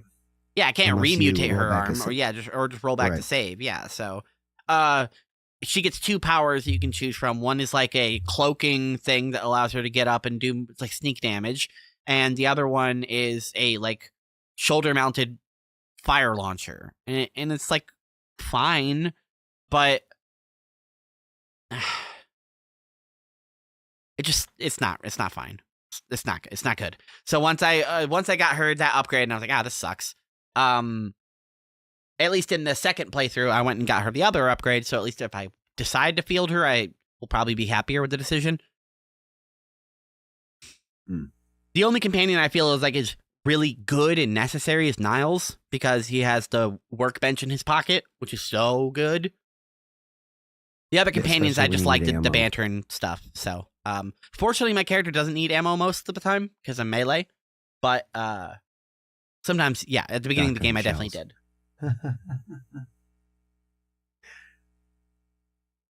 did. Coming up in the next couple of months, Cyberpunk will be on our list of things to do. And I finished modding that. I made my character, and it seems to be running stable. Now, what I am hoping is that before I decide to play it, the mod pack curator decides to put out a bigger update, because the current update on it, he admits in the description that's like incomplete, and maybe you shouldn't even download it because he's going to update it eventually once he gets out his big Skyrim pack, which he did. And now he's sort of he took a break. He basically said, I'm taking February off. It's my birthday. I put this out on my birthday. I'm taking the rest of the month off, which is good. Good for him. He needs a vacation from obsessively modding Bethesda games. He also made my Skyrim pack, which I have been slowly playing. I've been looking and wanting a game that I can play just for me, that I don't have to play on stream, that I don't have to talk about, because nobody really cares to hear about Skyrim, and the version of Skyrim that I'm playing isn't really something I can discuss with anyone that isn't either watching it or has played this mod pack. And even if you have, it's so big that unless you did the same thing that I did, you probably aren't going to have the same experience anyway. It's just we're both in the same area of play. So that's something I'm excited about.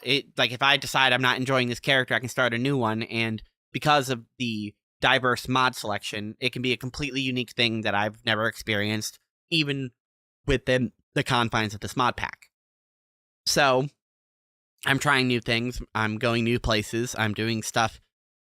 I'm trying to avoid the same vanilla stuff I've done, because I've already done that. And even if it's a new modded and enhanced and revamped and cool experience, I've done the Thieves Guild.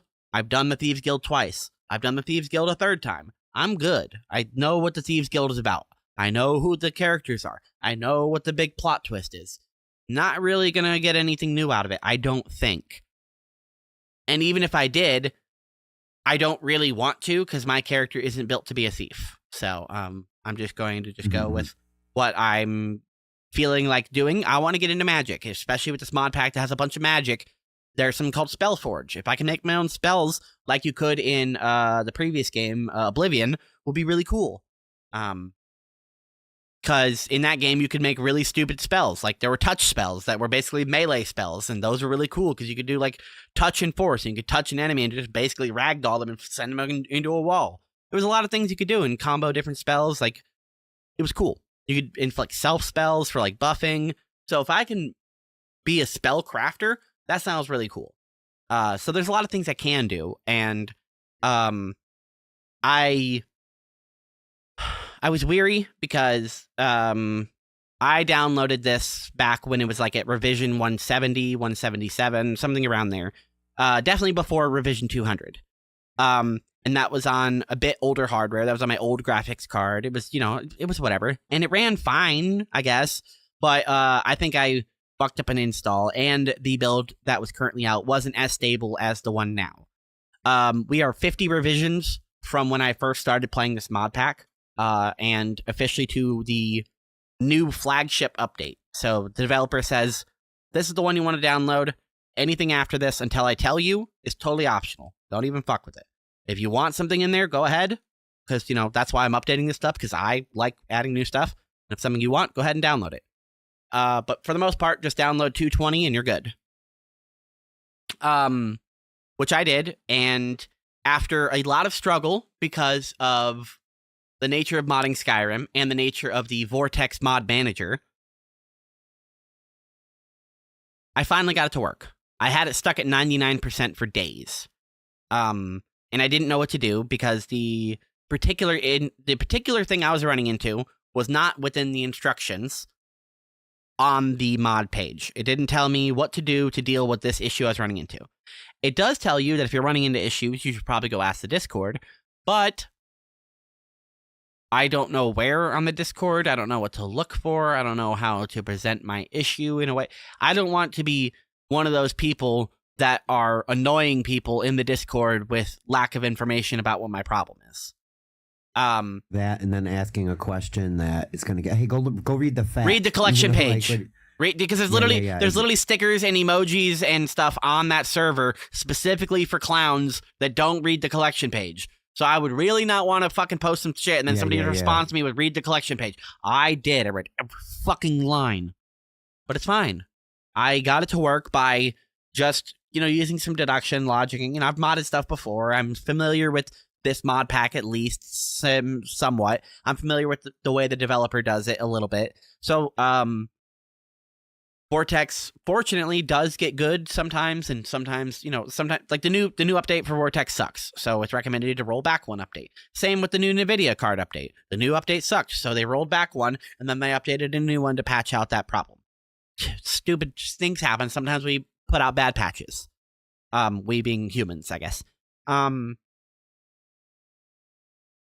I solved the issue by deleting a portion of the mod pack that was causing an issue. It kept telling me it couldn't find the archive for some certain files. And even after going onto the internet, getting those files and putting them where the thing wanted to find those files, it still wasn't able to recognize or unpack that archive. So I just deleted the archive from the mod list, and then the mod collection was like, hey, your collection's incomplete. Click this to fix your collection. Which did. I don't know why that's not in the list of stuff to fix the collection. Maybe I should have posted it in the Discord, because then I could be the one that has this issue to solve the issue. But now that I'm over it, I don't Right. care, whatever. But yeah, so it just ran into some mods were just unable to archive or unpack or whatever the issue was. Once I completely deleted them, it just acquired the files again and did it correctly. So thankfully, it's working almost flawlessly. I was streaming it last night, just offline in Discord to Spurgsnake, and some frame drops here or there. You're running 5,000 mods. You're gonna get some 30 FPS frame drops. But for the most part, the loads were quick. The combat was smooth. I didn't run into any game breaking bugs. I got stuck in like a little pit for like a couple of minutes. Oh, But yeah. that's just Skyrim things. Sometimes terrain is in like a pit, and when you get stuck down here, you have to go and try to like climb out of it. Otherwise, you could reload your save, but I didn't know when the last time I loaded my save was. And since I'm running so many mods, every time I load and reload, it has a higher and higher chance of causing a crash Yeah, because of a real. memory leak or an incorrect file loading or a mesh clipping with another one and causing whatever. There's many things that can happen while doing that, which is a reason that this mod pack has a feature that when your character dies, you just like fall on the ground and like black out, and you don't actually trigger a load screen. You just fall on the ground, you lose some gold, you lose some experience, some of your gear gets unequipped. So you basically like die and come to. You can put your stuff back on and just get right back into combat, which is really nice because it doesn't break up the flow. If you're fighting a boss or like a hard enemy or like a hard room and you keep dying and having to load and load and load and load, especially when you get the same loading screens and you're not getting new tooltips and new shit, it's just like draining. So I'd much rather Yeah. deal with like a 4-second black screen fade and then fade right back in. That's so much better. It's better for immersion and it's better for the game itself. So I'm thoroughly enjoying it, and I've actually found myself wanting to come back to it because I was expecting to, just like it and have something to do on the side when I didn't have other stuff to do. But I'm finding myself wanting to play it, which is a better outcome than I was expecting. I'm glad you're enjoying it, and I really did like watching. It was very fun. It's nice and chill, and I like the role-playing aspect that you're adding, the flavor you're adding to it to make it interesting for you. Because that's making it more interesting to me. I can just chill and watch somebody play video games. I'm like that anyway. But you narrating it a bit and like trying to discover which goddess you belong like is part of your story, and you building your self-discovery of your character is a lot of fun. Like, you got a loft now. I thought that was really neat. Yeah, that was the big discovery last night. So I need to update Rowena in the chat there and let her know what happened last night while I was playing, because I finally made it to Riften, discovered some things while I was in Riften, and now I have a sort of idea of where I need to go next. So, it's funny because you can obviously do whatever you want and make up any story you want in Skyrim. The only like thing you kind of have to adhere to is you're the Dragonborn. That's unfortunately just a core mechanic of playing Elder Scrolls V. You are the Dragonborn. That's just whoever your character is the Dragonborn. Just sorry, you have main character syndrome. You can't get rid of it. There are like mods and stuff to like remove a lot of the quest lines and stuff so you can't do it. But as a core mechanic, you can never use dragon shouts. You can never use those powers or whatever if you're not the Dragonborn. So that's like the one thing that is immutable within Skyrim as a game is, sorry, buddy, you be Dragonblood. If you can ignore that one part and just pretend it doesn't exist, then everything else is super easily to roleplay and do whatever you want, especially with random starts. My random start had a couple of quests that I knew about because of like mods that are loaded in or whatever. One of them was to find a companion. Apparently the companion's name is Vane, and my character woke up with like no knowledge of who I am or where I came from and stuff like that, except for I have some stuff in my journal, and one of the things in my journal is to find Vane in the town of Riften. Well, I don't know where Riften is, so I have to find Riften, and then I have to ask around for Vane. Why do I know Vane? Does Vane know me? Don't know. But once I found Vane, Vane led me to a couple of things and ended up finding something about myself that is now leading me further on my journey, which is to go... Basically, I'm on a religious pilgrimage now. So my character seems to have been spiritual in the past and seems to want to be still. So I'm going to go on a pilgrimage of the gods and figure out which one best aligns with me and feels right. Because that feels like what my character would have done, or maybe was doing, because my first place I spawned was inside of one of the temples of a god. It doesn't seem like that was the god I'm worshipping, but it's possible, I guess. I'll have to go and find that god's statue to see what that god looks like. As Snake mentioned, I found a loft that I have a key to that apparently it's mine. I mean, nobody else lives there, and it looks like it has my shit in it. And there is a statue of one of the gods in there. The god doesn't have a title. I can't interact with the statue or whatever, but it's definitely a god statue. So I need to go do 1 + 1. I need to go find the statue and match it with the statue in my house and be like, okay, so that god means something to me. Hopefully it'll also build into my role playing. Otherwise, I'll have to develop a new reason as to why I'm following a god that doesn't, whatever. We'll cross that bridge as we come. But it's also leading me to the College of Winterhold. As I ask people around, people keep telling me, you know what, if you want to learn about magic and stuff, maybe you should go to Winterhold. I seem to be good at magic. My race is good at magic, and I seem to have an affinity for holy and restoration and alteration, so might as well go learn about it. Because I guess when I lost my memories, I stopped being good at magic, or I forgot all my spells, because I don't know shit. Well, that's only natural that you forget your spells, right? Like, unless you're a sorcerer and you can just remember do it. Yes, I'm apparently a wizard, and I needed to learn things. I had to go through Arcana training and figure out how to know the spells and do the right hand symbols or hold the right artifact or whatever. Right, that was what I was going to ask you next. Like, okay, so is there a difference? Like, so wizard and is like more magicianry, alchemy type stuff, and then sorcerer would be more incantation and being able to verbalize magic, do you think? I'm just asking in general. Literally and not necessarily definitionally, for a Skyrim. sorcerer is somebody that is able to cast it just because they can. A wizard Like is I was saying, somebody like that incantation-wise. has been able to cast it. They learned the right way, or they had the right thing. They checked some boxes, and now they're able to do magic. A sorcerer can just do magic.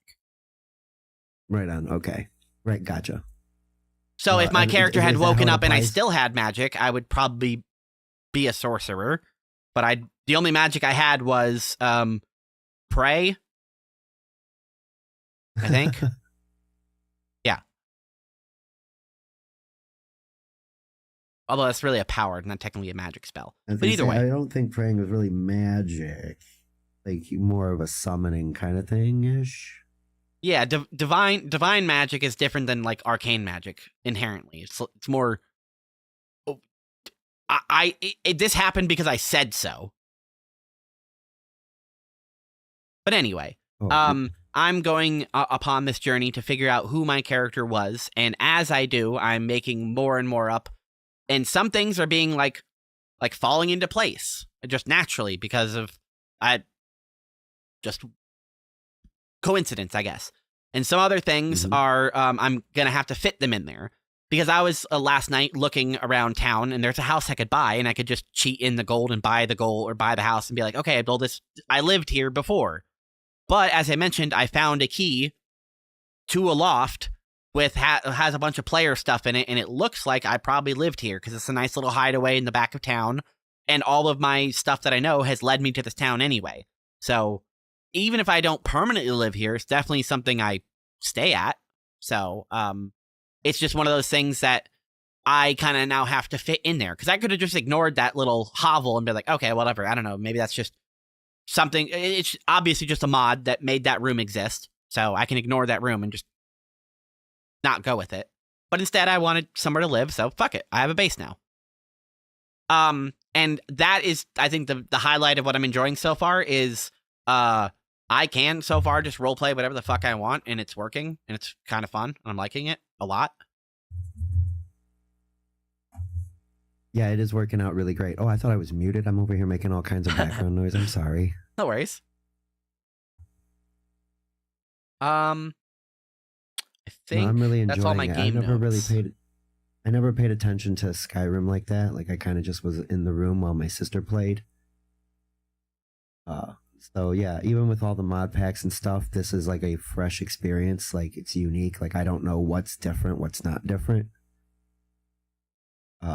When you did run into that apartment, it did make sense. Like it was gonna be your place. You know, I didn't know that you even had a key. Like you found a key to it, and that's kind of neat. And like you said, that might have just been from a mod pack that just somebody made it. You know, it's like a free player house. You know, which Right. was really neat. Right, here's the key. And- Just and- grab the key, and then now you have a player home. You don't even have to spend gold on it. And some of this, and then you made it fit your character like a collector. You know, look at your wall. Would you have a fisherman's wharf sign just in your place? You know what I mean? Like, yes, if like someone in my family was a fisher and they passed away and it Well, was something of them, yeah, sure. Now, hold on.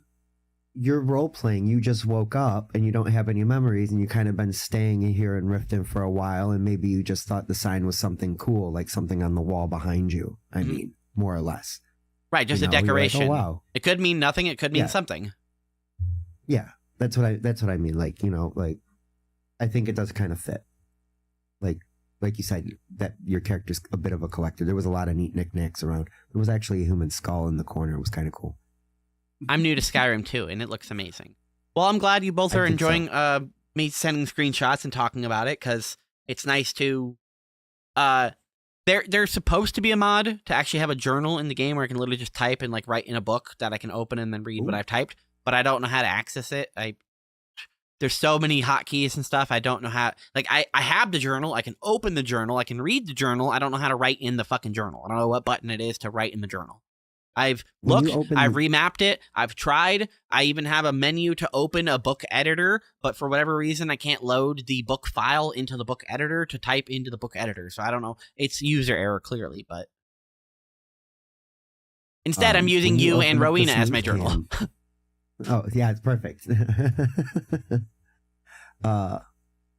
When you open up the smooth cam editor, that menu, just like my brain shut down. It saw all that stuff. It was like, just close Information this. overload. Yeah, it's just like, Yeah. it's just noise. It's just text on screen. Yeah, no, most of those. Yeah, I'm gonna have to go through and look at them because as I was playing with the camera settings last night, there is. I have 6 camera presets and a couple of modifiers on those 6 presets. So we'll just say general. I have like 20 camera presets, and there's none that I love. There's a couple that I like, and there's a couple that I like switch between or whatever, but there's no camera that I love so far. So what I need to do is I just need to go into the mod that allows me to make a custom camera and just play with the sliders for a little bit and make a perfect camera. and then make a couple of modifier buttons for that camera. Primary being like switch the camera from this side of the shoulder to this side. I want a camera that moves up, so when I'm in combat, I have a higher view of myself, and one that moves back towards my center, so it's more of a cinematic camera. I want one that zooms closer to my head, so like when I'm in dialogue, it's like a Resident Evil camera where I'm seeing like right here in my head, and I'm like focused on their face. I have the option for that, and I might as well utilize it. The mod pack creator put all of this in there and said, here's my settings. These are what works. You are allowed to mess with them. Doesn't mean you should. You are allowed, though. You never stop to think that if you could, or you should, that like fucking line from Jurassic Park, screwed it up, but you know what I'm saying. It's like but that's my problem, is like I start pressing buttons and flipping switches to see what they do. Like, I'm a trial and error person. Like, I'll read the tooltip or whatever, and it'll say what it does. And I'm like, okay, but what does it do really? And then, go to an extreme to see you need a hands-on training.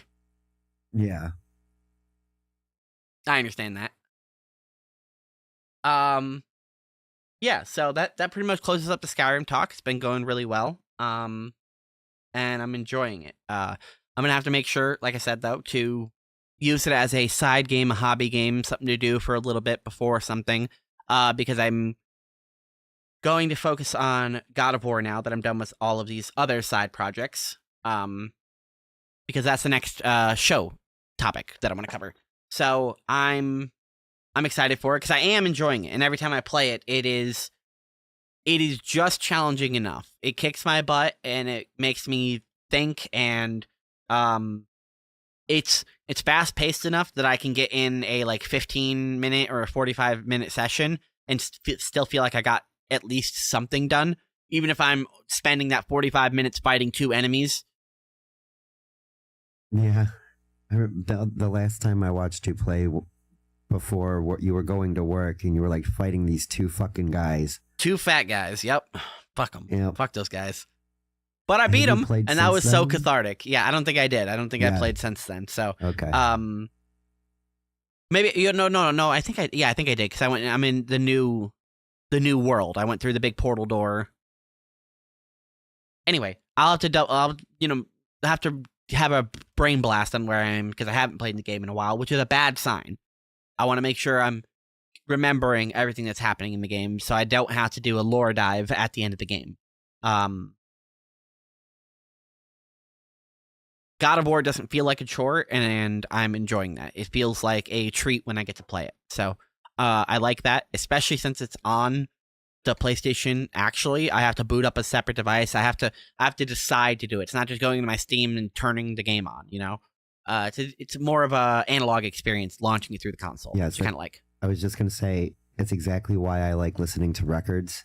Is because I have to decide what records I'm listening to, and while that song is playing and I'm enjoying it, you're going through your collection and looking for the next song. It's not like you just hit shuffle and play. It's focus time. And so, yeah, that does feel good. Yeah, having an analog experience is good for some things. You don't want everything to be analog. There is a lot of benefits of digital. Like having a digital clock, it's just better than an analog clock. It just is. Mm-hmm. Amen, Yeah, Snake. no, Yeah, exactly. Yeah. I'd like to see your record collection. That sounds nice. Someday. My dad had a bunch of records, but he never got around to playing them a lot. Like he had the 8-track or whatever, the thing to play it, but he never, as far as I know, didn't really play them a lot. It's more of a thing to do. I don't know. It didn't seem like he actually did it though. He had a lot of hobbies, a lot of things to collect. So seemed like he spread his time. His hobby was his hobbies, not specifically the hobby. Yes. I'm very much like that. I have a lot of hobbies that I am 70% into. You know what I mean? Like, Mhm. I don't, because at a certain point it becomes,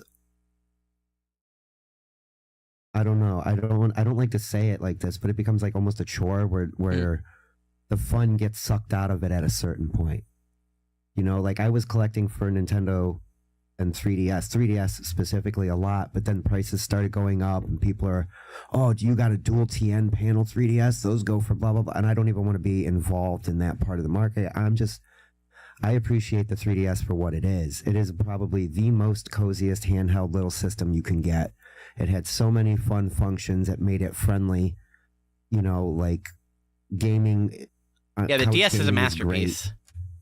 great. I think so. But then like hardcore collectors are like, oh, I got a fucking sealed Majora's Mask, blah blah blah, and I'm like, I don't care. I'll just buy another copy of Sushi Striker for $5 and be happy with that game. You know what I mean? So, Or I'll just emulate the game. It doesn't really matter.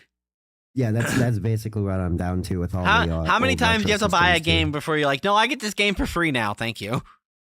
Yes, no, especially for me in my lifetime, Super Mario Brothers, the first one. That. How many times has Nintendo repackaged and sold it? Every system you can play the very first Mario games on. Why am I got to pay for that? Why do I got to pay? You should just be giving that away free. Like you should get a free Mario with everything Nintendo. At least if you already own it on the account, like yeah, straight up, just I own that game. Give me, like, stop. Yeah. So, I used to be sort of, yeah, you probably shouldn't pirate games. I get if you do, but at this point, I'm like, fuck it, pirate it if you want to. I'm going to buy it if I can because it would be easier to have a legitimate copy of it. But to quote the great Gabe Newell, piracy is a service problem. If I can't get your game easily at a decent price, fuck you. There is no reason I can't buy Metal Arms Glitch in the System on PC. It can run on the computer. But I can't. I have to steal it. Yeah, and also, like, in my opinion, it's been abandoned. You know, it's not like you're buying it and giving any developer at, you know, any of those companies any money anymore. You know, you're giving a secondhand store a couple bucks for a legit copy, or another person who has the game. That's where you would be like anti-piracy. If somebody had a copy and they can offer it to sell it to you for your GameCube, cool. That's one thing. But like you said, there's no repackaged PC thing. Nintendo doesn't offer old services on PC for anybody. It's only on Switch, and nothing for GameCube, nothing for, well, some 64 stuff, but you know what I mean? Like, there's so many things left dead in the water because there's not a full... There's not a way to purchase them. There's not just a catalog. Game thing. Right. You know, and even with PlayStation Plus, you know, it only goes back so far, but there is a lot there. Sony has a huge backlog of just their own shit that they have access to. So, you know, maybe someday we'll have like a Netflix for each of the big three, Sony, Nintendo, Xbox, Microsoft, whatever, you know, where you can just like...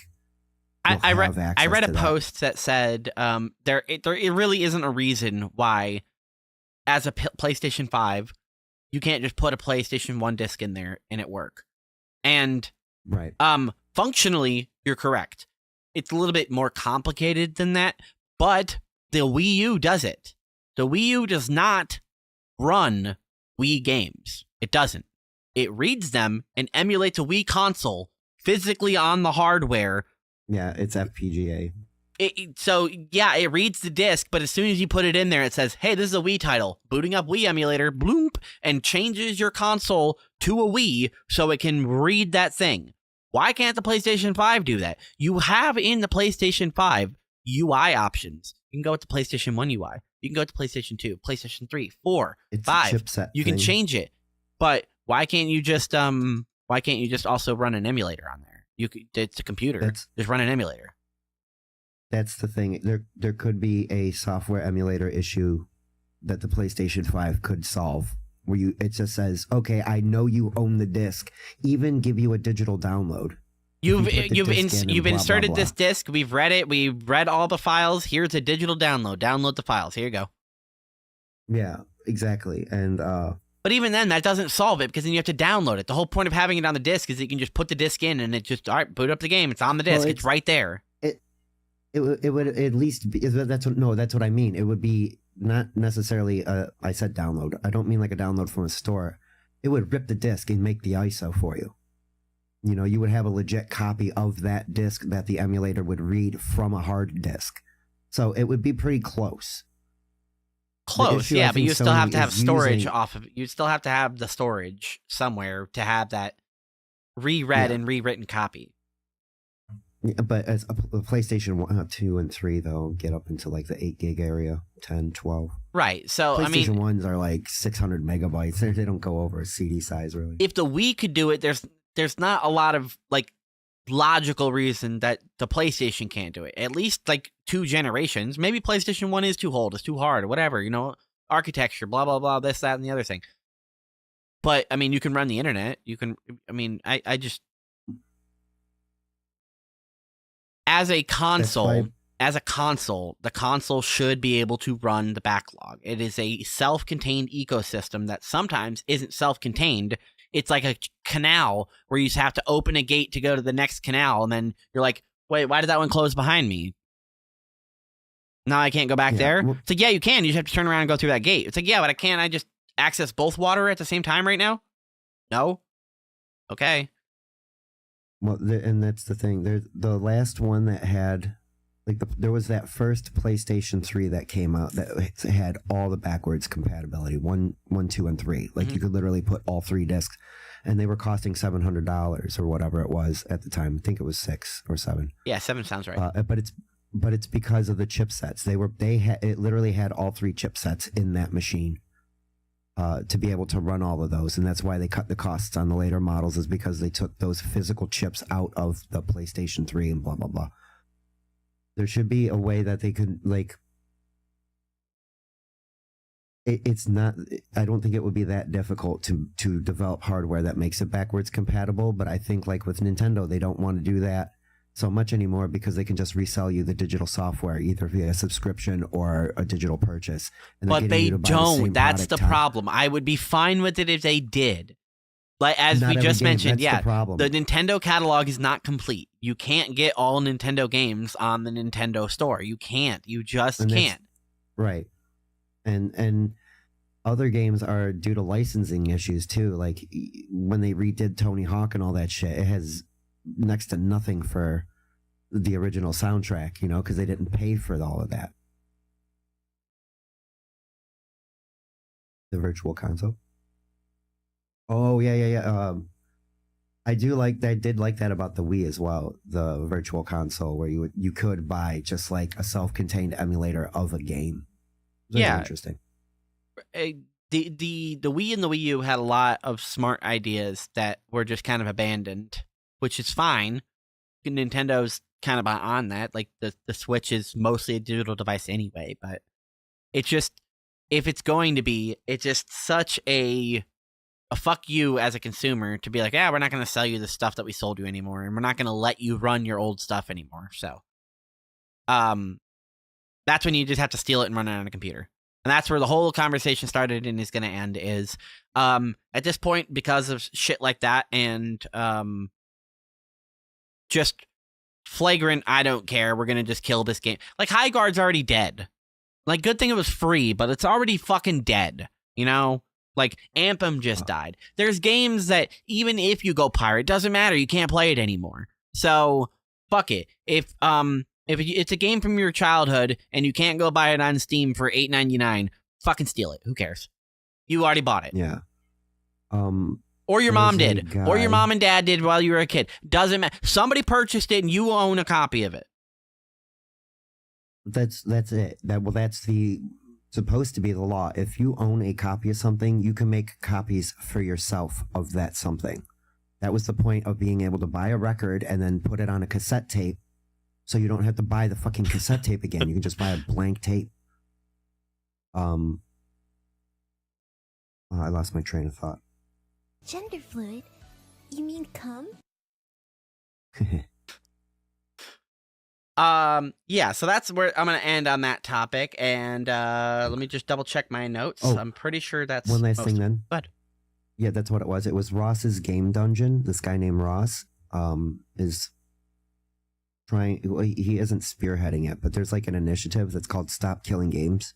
Yes. And this started way back. I was watching, because I watch his channel. I think he's funny. He's one of those channels that cracks jokes about games a lot. You actually might enjoy his channels, and I'll try to find a funny one to send you. So Yeah. I'm familiar with him because of the pirate software situation. Right. Yes, exactly, which is kind of nice. But so it's in the EU right now, and hopefully they do something like they did to Apple, where they forced Apple to use USB-C.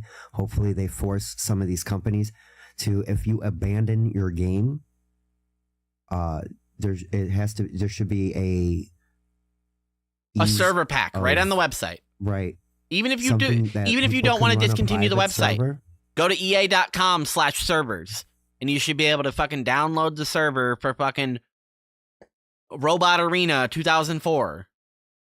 Yes, and in the case that it started with that I was listening, it was Trackmania. Like, so they abandoned, or some, not Trackmania. There was this, but no, it was a racing game that was online, something USA Racing. But you can literally like drive across the country. You know what I Ooh, mean? Like, it The was Crew? like a racing game, but like, yes, that was it. It was The Crew. Yes, Ubisoft's The Crew. Another notorious abandoner of halfway good shit, just not fully developed. You know, they get to a point and then it's just fuck it. And yeah, that is another good example of it, because that world is full. It fully exists. Everybody, the engine works, the world works, the missions exist, the areas are, they render in, the whole thing fucking works. But because you can't check a box that you're online, you can't drive around your car ever again. So Need for Speed the Run on the PlayStation 3, if your internet is on, it won't boot. If you shut the internet off, you turn the Wi-Fi off on the PlayStation, it'll skip the internet check and you can play the game. It's so fucked up. So stupid. Thanks, EA. But it was an always online thing that they were trying to push back then. And people were apprehensive then, but now it's just a way of life. Always online is fine if it can always be online. If you have a fucking server downtime for 2 days, that's not always online. You're lying to me. And if you decide that your product isn't viable anymore, like, then what's the terms of service? I paid $70 and used to be, I get that game indefinitely. You as long as I violated had my that terms of service that we agreed to. Right. At least that's how it feels, I mean, even though they have a clause in there that says we can just do it whenever we want, but still, come on. The terms were that's that what I I mean. pay you and you let me play. Yeah, please and thank you.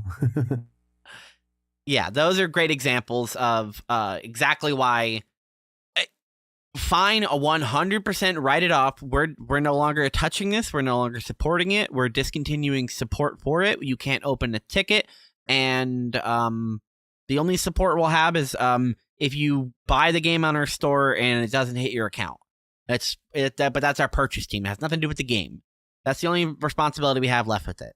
Once you buy the game, great. Oh, and yeah, just if you want to play online, download this thing, and you can either run your own server and connect as a solo player to you, or join somebody else's server, and then you can play online, which is exactly like people are restoring Halo 2. Halo 2 is online right now. You can go play Halo 2 Xbox One hardware multiplayer on with people across the world because somebody has remade server architecture for it. Somebody remade the servers for Halo 2, so now you can go play Halo 2 on original hardware. I will nerd you up one better.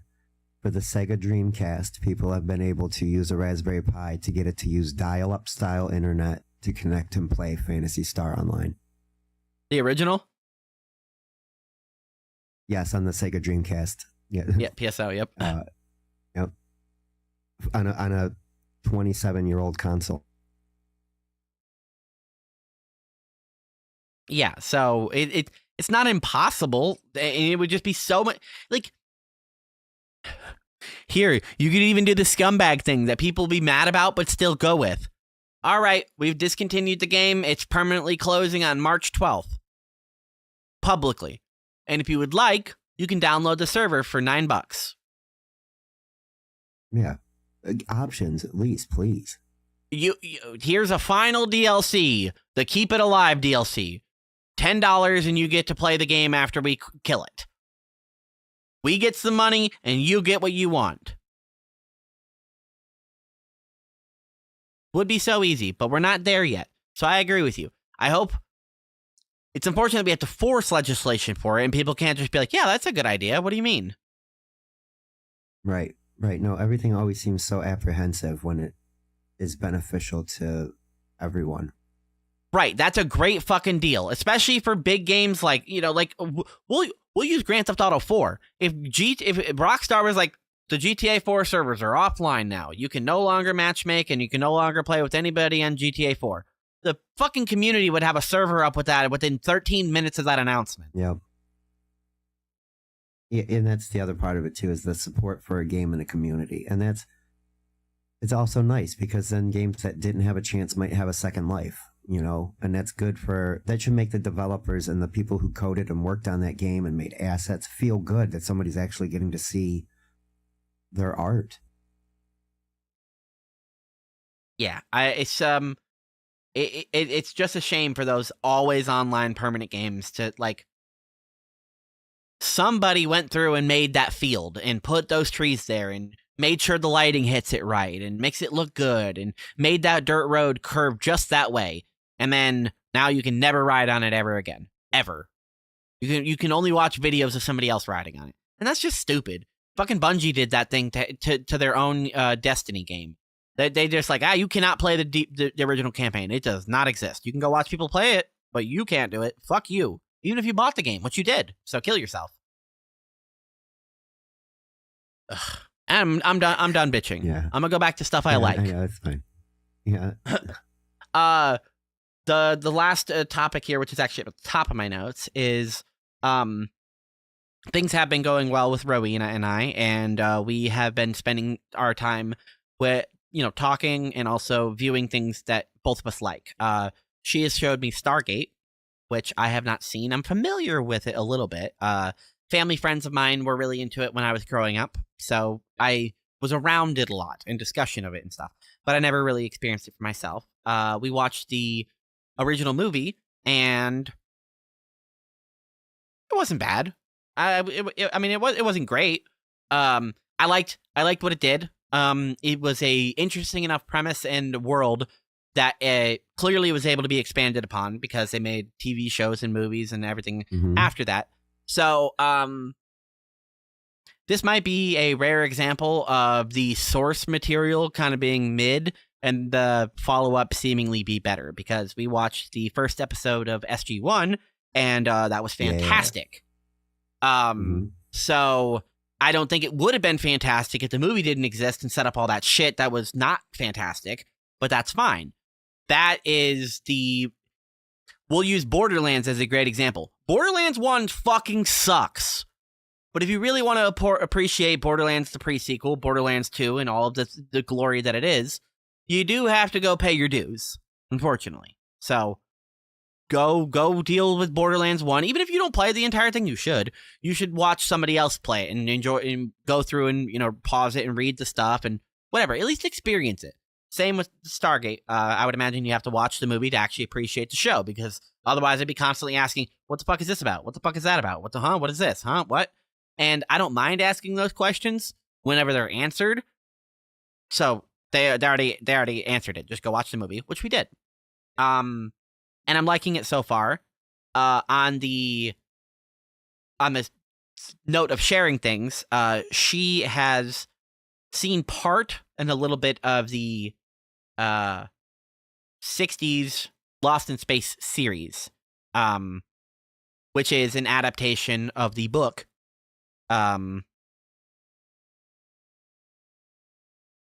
The book is good. I've never read it. I've read a lot of snippets from it. I've read portions. I've read breakdowns. I've listened to people talk about it. I've never read it myself, but from what I know, the book is great. It is public domain, so you're allowed to adapt it. You're allowed to take it. You're allowed to do whatever with it now. and they did with the 60s version, and it was a little corny. You know, things in the 60s were, you know, tried to be whatever. Then in 98, they came out with a Lost in Space movie featuring Matt LeBlanc. Yes. And that was pretty good. It's a very, very much a product of its time. The view of the sci-fi and how it was approaching things and its idea and stuff was a product of its time. It's much more of a, ooh, what's going on, like mystery sci-fi kind of thing, and you're kind of like figuring things out. And I do like that. But it is short, sweet, to the point, and for the most part, it answers all the questions that it throws at you, which is good. And as the book ends, it ends on a sort of open end to figure out, what's going to happen next. Nothing ever happens next. It doesn't matter. It's a contained story. You figure it out. You decide what happened next. Did they make it or not? Who cares? The story was what we just listened to. In the 2010s, I don't know which year it came out, there is a Lost in Space Netflix adaptation. And that is what I've introduced her to, is the Netflix adaptation of Lost in Space.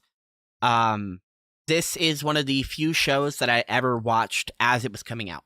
It came out, I watched the first 2 episodes, and I'm like, holy shit. And I kept watching it, and then finished the first season, and waited till the second season came out. Binged all of that in, like, one sitting, basically. I did some acid, and I took watched the whole season back to front.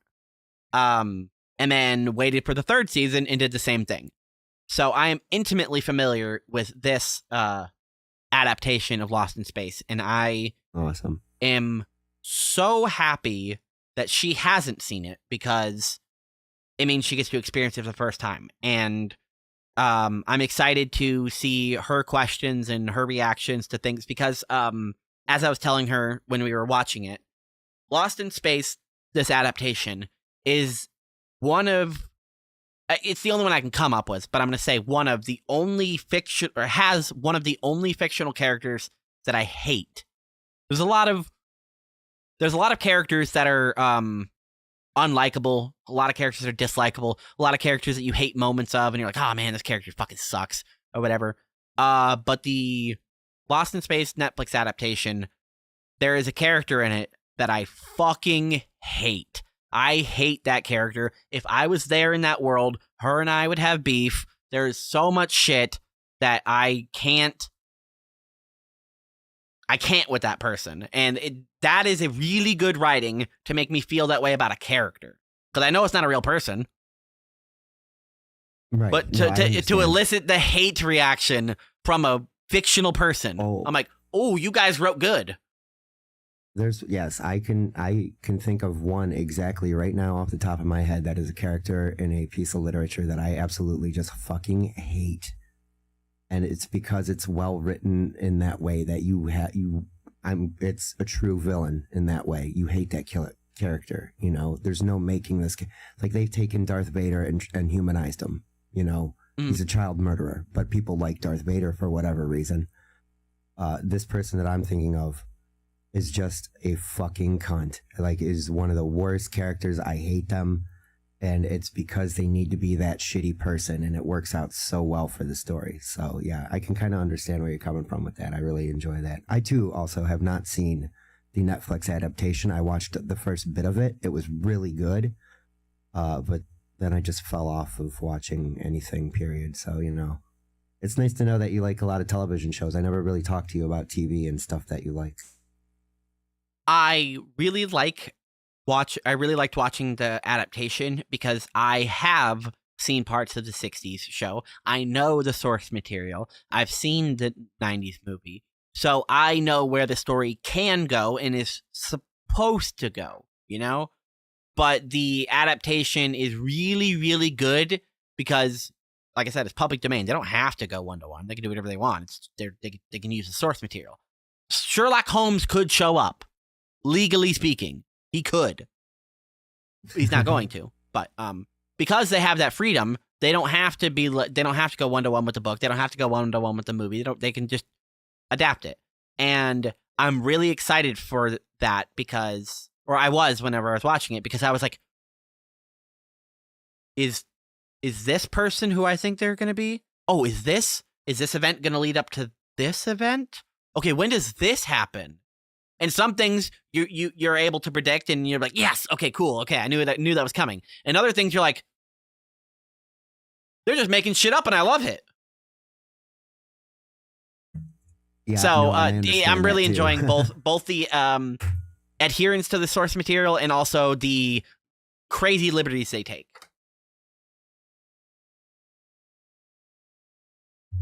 Awesome. I'm glad that you are finding something to do. My That's goal not is to find Dabbleverse. something that both of us haven't seen. I would like something that we're both Mm. want to see that we haven't seen. There's like a movie here and there or whatever, but I want to like a series or something that. But we'll have to figure it out. Truly hate Commander Steel from Legends of Tomorrow. Legends fell hard in the final seasons, and I quit after one season of Steel. You have a series for us both. All right, go ahead, throw it in the suggestion. We're gonna be wrapping up here soon, so go ahead, throw it in. Yeah. And if you want to throw in, you can go to supertip.gg/Annie and throw in a super tip. You shouldn't. If you're going to do that, you should do it at the beginning of the show. I'll be like Shuli and have 45 minutes of super tip reading. At the end of the show, yeah. No, the beginning of the show. I'll make you wait Oh, at the 45 beginning of minutes the to show? start the goddamn show. Oh, okay. I got. Well, shit, you called Oh, my you bluff. I called- wasn't prepared. Ah, fuck. Damn you. Damn you. All right. Well, is there anything else that you want to cover, wrapping up your week or what you're going to be going on to? No, I don't got much going on this week. I might be hanging out with Lou and Joey C this afternoon, and Ooh. back to the old bullshit Dabbleverse stuff, which Dylan mentioned it earlier. People who say they're leaving the Dabbleverse usually don't stay away, so I'm just not going to say anything about it. But yeah, no, good talk. I had a lot of fun today. Thank you guys for hanging out with me. Nice. Thank you for sharing, the inside of your life. I like to find out what my friends doing and how life's going for everybody. So yeah, thanks for being here. And thank you guys for hanging out in the chat. Yes, very, very much appreciate it. Hit the like button and subscribe if you're not. I did get a notification while I was dealing with all those internet issues that, hold on, let me scroll up Yes, here because I have the little log over here on Tuki's the sock side. account. Yes, Tuki's sock was- account subscribed. So thank you. Congratulations which on brings me up to a 170 subscribers. I was gonna say, do you have the number offhand? Because yep, I figured you Yes, were it's just keeping track. 170. It says 169 I- according to mine, so somebody must have unsubscribed. Damn you, unsubscriber troll! Is that true? No. Let me refresh my page. My page might not update active because it's the mobile app, but I don't know. 170 subs. No, All right, still I'll at believe you. You're at 170. Yay! Thank you, everyone. I appreciate it. I'm almost to 200, and that means that I have a bunch of losers that like listening to me talk occasionally. So thank you. I'm one of them. Yay! I wouldn't have it any other way. So go follow my co-host and the producer of this show, Spurgsnake, over on @Spurgsnake on Twitter and on YouTube. On YouTube, he does a game stream over on Monday nights. Does a variety of different games that you can interact with or not. You can just, put it on in the background, support my boy, and hit the like button. And, until then, Leave a comment on this when you're done. we'll see you next time.